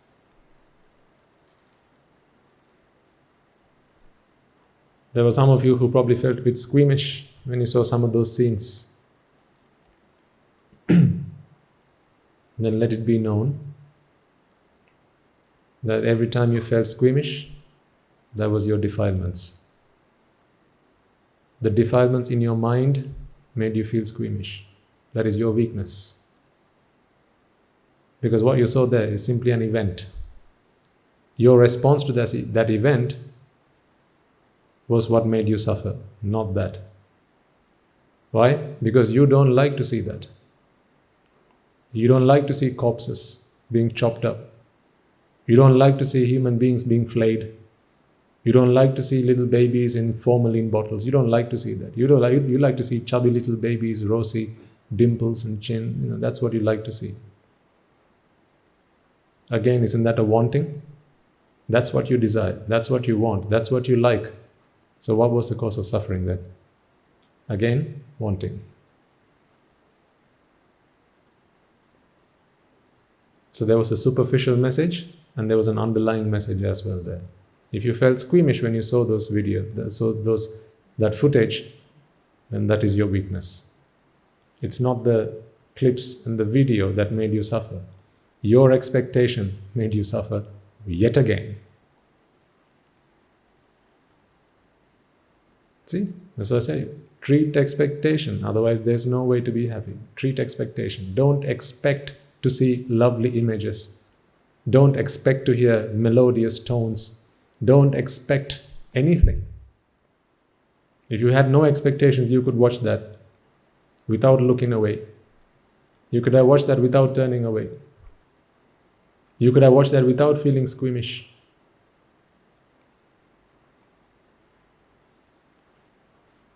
So that's the more profound lesson to be learnt. As today we're talking about expectation and how that brings you suffering. So take that lesson away as well. I have one last thing to share with you before we close. Unrelated to what we've been talking about, but something that I have shared with our monks in the last couple of weeks or so, which I think has been, because I did talk about it once in one of the Sinhala sermons, and a lot of people said that they found it useful, so I will share it with you today. And that is, As we all know, once we have found this teaching, our quest has to be, our purpose has to be to find out our faults and fix them. We lived a lifetime trying to find other people's faults, right? Now we point the finger at ourselves. So now what we ought to do is fix our faults. Find them, fix them. Find and fix our faults. To find and fix our faults, we have people who help us. There are people who help us. Our teachers help us. Our parents help us. Our colleagues help us. Our friends help us. Sometimes the stranger on the street will help you. If you knock into someone on the street, not deliberately, they knock into you. If that makes you feel angry, what have they just helped you do? Find your weakness. Why? Why did it make you angry? You didn't know you didn't know you had the potential to be angry. So what did they do? They helped you by knocking into you. Someone shouts you and someone blames you for no fault of yours. And it makes you feel upset. It makes you feel angry. Have they not just helped you? How have they helped you?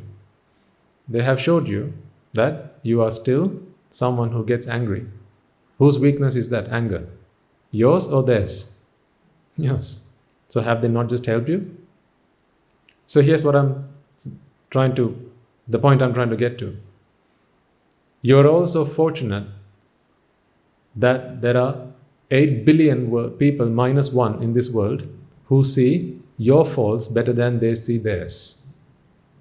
8 billion minus 1. Who's that 1? Myself. It's easier to spot someone else's fault than it is to spot one's own. Is that not true for all of us? Indeed. That's great, because what that means is there are 8 billion minus 1 people out there who see my faults better than they see theirs. So can we not use that to our advantage? What if it were the other way around? What if everyone could see their faults better than they could see others?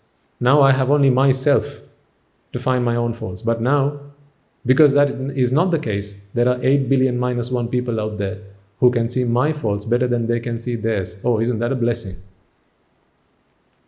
It's a blessing if you see it that way. See, it's only a perspective change that you need. Don't change the world, just change the way you look at the world. Don't change the world. The world is here to help you if only you look at it that way. So whenever you come across people who give you advice, perhaps either by simply pointing it out to you or perhaps through admonition, through blame, I suggest this is how you act with them. Whenever someone points out your weaknesses, my top tip for you: don't give excuses. Don't come up with counter-arguments.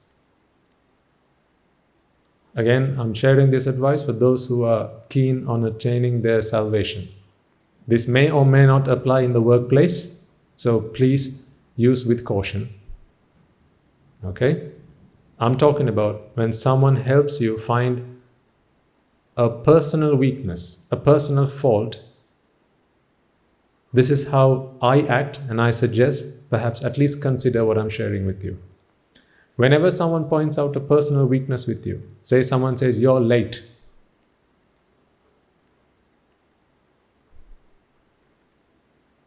The natural inclination, the natural instinct is to come up with excuses. Oh no, it wasn't me, it was the bus. It wasn't me, it was the alarm that didn't go off on time. It wasn't me, it was the dad. Flat tire, ran out of fuel, car didn't start. Excuses. Break that habit. If you can, break that habit. Break the habit of throwing excuses. I'll tell you why. Let me explain. Reason 1.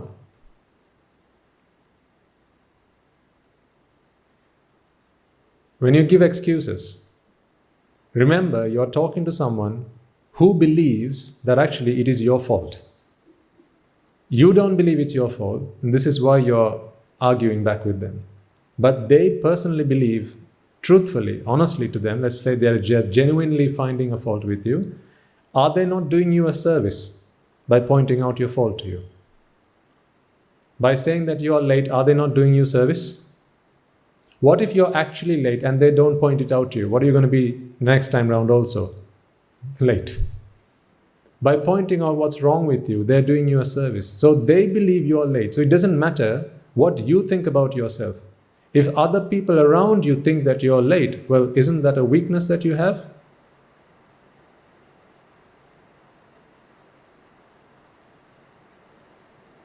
So best, keep quiet. Listen to what they have to say. Now here's the thing, when you do this, if someone asks you a question, answer it truthfully. Don't have to lie. So if someone says, is there a reason why you're late? You don't have to say, no, there is no reason why I'm late. You can say, the alarm didn't go off, or I had a flat tire, right? Or there was a lot of traffic. You can say, that's fine. Only answer the question. Don't come up with spontaneous excuses without being questioned. And the reason for that is they're sharing with you. Remember, it's their valuable life from which they're spending time to fix you. I mean, is there a better gift that they could give you? Remember, they're not spending money to fix you. They're spending time. What's the most precious commodity? Time. They're spending their most precious commodity to fix you. I mean, who cares if they've got it wrong? They're spending their most precious commodity to fix you. They couldn't give you anything more precious. They couldn't give you anything more valuable. The moment you come up with an excuse, what they're going to be thinking is, this guy, he just doesn't want to listen to his weakness. He doesn't want to know. So next time, if you actually, even if you are actually late, even if you actually have a weakness, because say this time round it was not your fault, something else happened, but next time round if it's genuinely your fault, the guy is not going to say anything. Because last time round, what was his experience? Point out a fault with you, and what did you do? You counter argument. You rejected it. He said, no, I'm not late. Don't talk to me like that. It's not my fault, somebody else's fault. So this time round, when it's actually your fault, they're not going to do anything. They're not going to say anything, because what they're going to think is, what's the point of me pointing out anything wrong with this guy? He doesn't want to learn. He's stuck in his own ways. I'm not going to help you. That's number one. Number two, especially this applies if you are with a teacher. So even in the path of Nibbana, you need a teacher. At school, we have teachers, especially for children at school. Never come up with excuses to your teachers. Children, with your parents, never throw excuses at them. Whatever they say, listen. Don't come back with excuses. It's a great loss you're making by coming back with excuses, by throwing excuses back at them. Reason number two.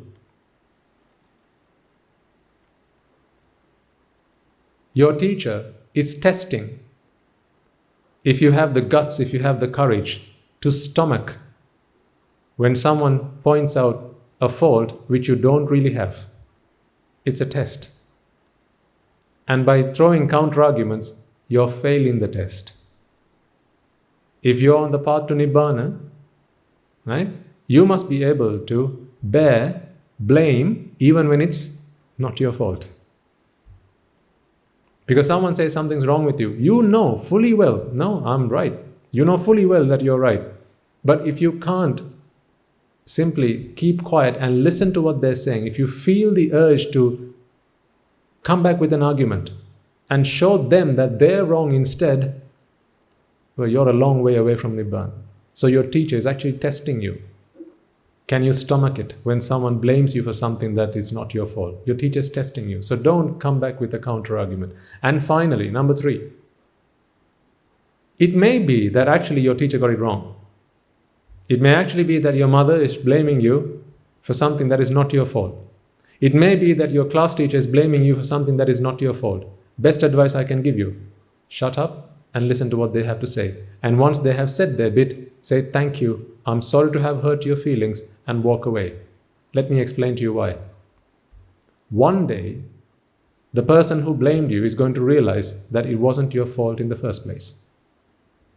Now tell me, when they realize that they blamed you out of no reason, and they realize that you did nothing other than patiently listen to what they have to say, because every word you have to say is so precious to them, how are they going to feel about you now? How are they going to feel about you now? Imagine you doing that with your class teacher. The class teacher is blaming you for not having done your homework. But in fact, she's looking at someone else's book. It's not your book. You know it's not your book, but she's looking at that book and she's scolding you. Why did you do your homework? You waste my time, you waste your time, and you're saying nothing. She puts the book to a side. Go away. Then never come back. I don't want to see you ever again. And what do you say? I'm sorry, madam. Thank you for your advice. And you go back and sit down. Next, she picks up the next book. She looks at the name. Hey, that's the guy I just spoke to. I said, Buddha, come back here. Whose book was that before? I don't know, madam. This is your book. Yes, ma'am. And you've done your homework. Yes, ma'am. So why didn't you say anything? Ma'am, because you were giving me valuable advice. What if I make this mistake tomorrow? You've given me instructions in advance. You've given me instructions in advance. Thank you for your advice. I will never make that mistake ever in my future. Because you have given me such precious advice. Had I spoken up, you would have stopped giving me that advice. I got your advice even without making the mistake. Thank you so much. How do you think your teacher is going to feel about you now? Could you ever impress them so much by doing anything else? No, because you've proved to them that every word they have to say is gold in your ears.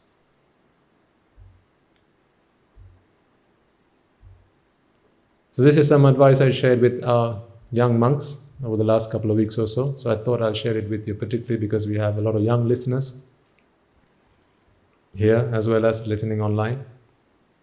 And also the adults, right? If ever you come across someone who is willing to share their precious time to give you advice, it might be your parents, it might be your grandparents, right? If ever they have the time to give you advice, it might be a stranger on the street, they knock into you. And they're saying, hey, why don't you watch where you're going, you idiot? Don't say a word. It wasn't your fault, it wasn't your mistake, but have they not given you fantastic advice? What? Watch where you're going. Is that bad advice to give anyone? No, watch where you're going. You haven't even made the mistake, but you will never make it anyway. Why? You got the advice in advance. How lucky are you? To prove my point, every book in the Tripitaka, right? Every book in the three canons that contains the sutras that the Buddha delivered, who did they deliver them to? You? Were those discourses delivered to you, sir? Or you, madam? No, who was it delivered to? Someone else. But do you not read them today? Do you not study them today? Do you not use them to help you attain Nibbana? So you are okay with using advice given to someone else towards your salvation? Well, then use the same principle. That advice, when the teacher was reading that book, having mistaken it for your book, was giving advice to somebody else, but you were fortunate enough to have received it. So use it. It's advice given for free, without having even made the mistake. The key messages. And teachers, if there are teachers here, then share this with your children, with your students in school. Share it with them. If ever someone gives advice, folks, nothing is more precious. Why? One, because of the advice that is being given. And number two, what they're giving up is their precious human life, when every second 2 people are dying. 2 people are dying every second, and those precious seconds they're giving up to fix themselves? No, to fix you. Wow. Some powerful advice, if you can use it. So make use of it. Okay, time's up. We chant the Ari Maitri, and we'll bring the sermon to a close. Please contemplate on these stanzas and spread the compassion that comes in your hearts to all living beings.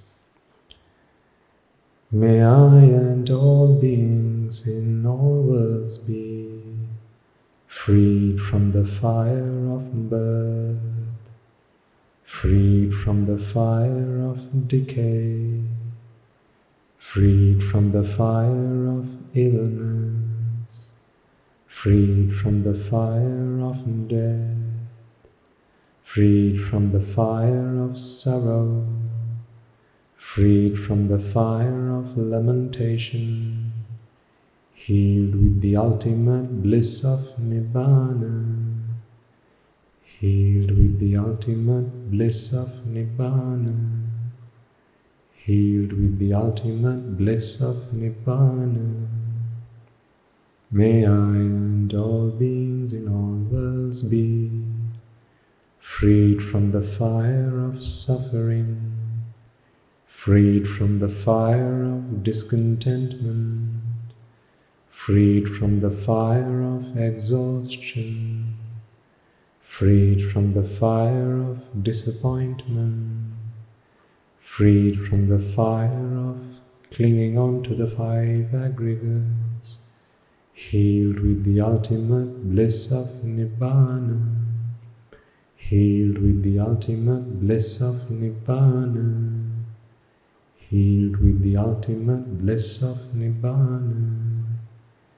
May I and all beings in all worlds be freed from the suffering of samsara, freed from the disease of samsara, freed from the fear of samsara, freed from the flames of samsara, freed from the sorrow of samsara, freed from the lust of samsara, freed from the clutches of samsara, healed with the ultimate bliss of Nibbana, healed with the ultimate bliss of Nibbana, healed with the ultimate bliss of Nibbana.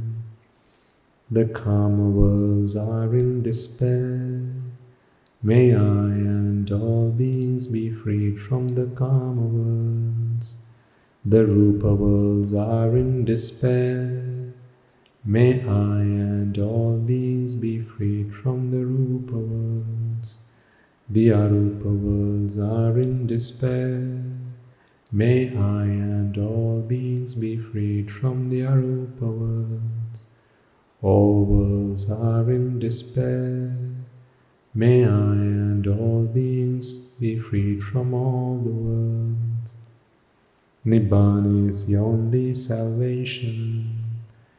May I and all beings attain Nibbana. Nibbana is the only salvation. May I and all beings attain Nibbana. Nibbana is the only salvation. May I and all beings attain Nibbana. Letting go is the only salvation. May I and all beings let go. Detachment is the only salvation. May I and all beings be detached. Being freed is the only salvation. May I and all beings be free. Nibbana is the only salvation. May I and all beings attain Nibbana. Nibbana is the only salvation. May I and all beings attain Nibbana. Nibbana is the only salvation. May I and all beings attain Nibbana. May I and all beings in all worlds be freed from the bondage of lust, freed from the bondage of aversion, freed from the bondage of delusion, freed from the bondage of Mara, healed with the eternal bliss of Nibbana, healed with the eternal bliss of Nibbana, healed with the eternal bliss of Nibbana, healed with the eternal bliss of Nibbana, healed with the eternal bliss of Nibbana. Okay. Let us all take a moment to transfer the merits that we have all acquired today before we bring the sermon to a close. First and foremost, let us once again remind ourselves that it is because of the Supremely Enlightened One, the Perfect One, the Omniscient One, the Undefeated One, the Peerless One, the Supreme Gautama Buddha that we have the gift of Dhamma today. Bearing that in mind, as well as the Bhikkhu Bhikkhunis, Upasaka Upasikas, who since time immemorial passed down the gift of Dhamma through the generations all the way down to us in the form of the Tripitaka, protecting and preserving the pristine teaching of the Buddha, such that today we have the gift of Dhamma which we can study, analyze, understand and comprehend to help us redeem ourselves from the shackles of samsara. Let us transfer merits to all of them, as well as all the members of the Mahasangha who have dedicated their lives to practicing the path and also have set aside some of that time to helping better the lives of all the people that they come into contact with, all the people that they touch. Not just the monks who are resident in this temple, this monastery, but also please spare a moment to transfer merits to all the members of the Mahasangha, as well as the nuns who are resident in your local temples, in your local nunneries.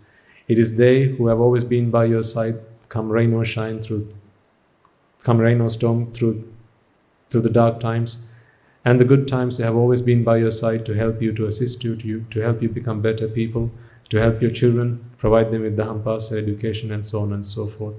Let us all transfer merits to all of them, may through the power of these merits, if any of them have today been born in the woeful planes, be able to redeem themselves and be born in the blissful planes, and may through the power of all the merits that we have all achieved today, they abstain from the unmeritorious deeds, fulfill the meritorious deeds, fulfill the noble eightfold path, and attain the supreme bliss of Nibbana. Sadhu, sadhu, sadhu. Let us also take a moment to transfer merits to the Devas, Brahmas, spirits, demons and the dead. They have been invited at the start of this sermon.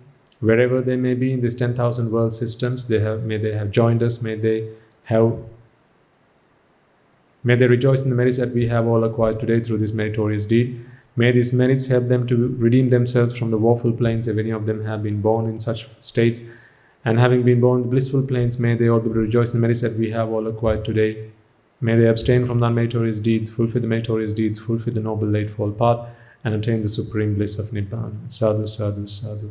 Let us also take a moment to transfer merits to anyone and everyone that we might have come across in this infinitely long journey in samsara, mothers, fathers, brothers, sisters, uncles, aunts, nephews, nieces, grandparents, be they among the alive or having passed away by now, your teachers, your co-workers, colleagues, employers, employees, anyone and everyone who might have helped you, supported you, assisted you in any way, shape or form. Let us transfer the merits that we have all acquired to them, as well as those men and women who would have fought in a long war that pertained in Sri Lanka over 30-year long period, members of the armed forces as well as members of the police force who fought with their lives to protect and preserve the peace and harmony of the country. May they be able to rejoice in the merits that we have all acquired today, as well as those men and women and children who might have lost their lives in such battles and wars, be they friend or foe. If any of them are looking for merits, may they be able to rejoice in the merits that we have all acquired today, as well as anyone who might have lost their lives in natural calamities such as the tsunamis, earthquakes, hailstorms and so on and so forth, not just in our country but also in other parts of the world. Reminding ourselves for a moment that each and every one of them will have at some point in samsara been a mother to us, will have at some point in samsara been a father to us. With infinite compassion in your hearts and in your minds, let us transfer merits to all of them. May they rejoice in the merits that we have all acquired today. If any of them have been born in the woeful planes, may they redeem themselves and be born in the blissful planes, and may through the power of these merits they abstain from the unmeritorious deeds, fulfill the meritorious deeds, fulfill the noble eightfold path, and attain the supreme bliss of Nibbana. Sadhu, sadhu, sadhu. Let us also take a moment to transfer merits to anyone and everyone who have helped make this event a success, either by accompanying you here, providing you with transport, or perhaps by ushering you to a seat, or perhaps by offering you a glass of water, or perhaps refreshments at the end of this session, or perhaps by making the technology available here today, or making your stay here as comfortable as it could have been. Whatever capacity anyone and everyone might have helped you, including the monks who are resident at the temple, as well as the anagarikas and anagarikas, in whatever capacity they might have been able to contribute to making this event a success, as well as those individuals who take great effort and pain and labor to transliterate these sermons and make them available online for the purpose of the deliverance of other people. May they all be able to rejoice in the merits that we have all acquired today, and may through the power of these merits they abstain from non-meritorious deeds, fulfill the meritorious deeds, fulfill the noble eightfold path, and attain the supreme bliss of Nibbana. Sadhu, sadhu, sadhu. And finally, may through the course of all the merits that we have all acquired today, may these merits empower and energize hundreds of thousands of people around the world, just like you and I, who have dedicated their lives to practicing the path and achieving their salvation, to be able to do so. And may through them we be able to witness the advent of many hundreds of thousands of Arahat Mahanses and Arahat Mehenin Mahanses on this blessed land in our very lives itself. Sadhu, sadhu, sadhu. And finally, may you and I and everyone who has contributed in whichever shape or form, large or small, be able to become one of those Arahatun Mahanses, be able to become one of those Arahat Mehenin Mahanses in this very life itself and in the era of the Gautama Supreme Buddha itself. Sadhu, sadhu, sadhu. The members of the Mahasangha will now transfer their blessings to you. May I and all beings in all worlds be freed from the fires of desire. May I and all beings in all worlds be freed from the fires of aversion. May I and all beings in all worlds be freed from the fires of delusion. May I and all beings in all worlds attain the supreme bliss of Nibbana. May the Noble Triple Gem be with you all forever. Sadhu, sadhu, sadhu.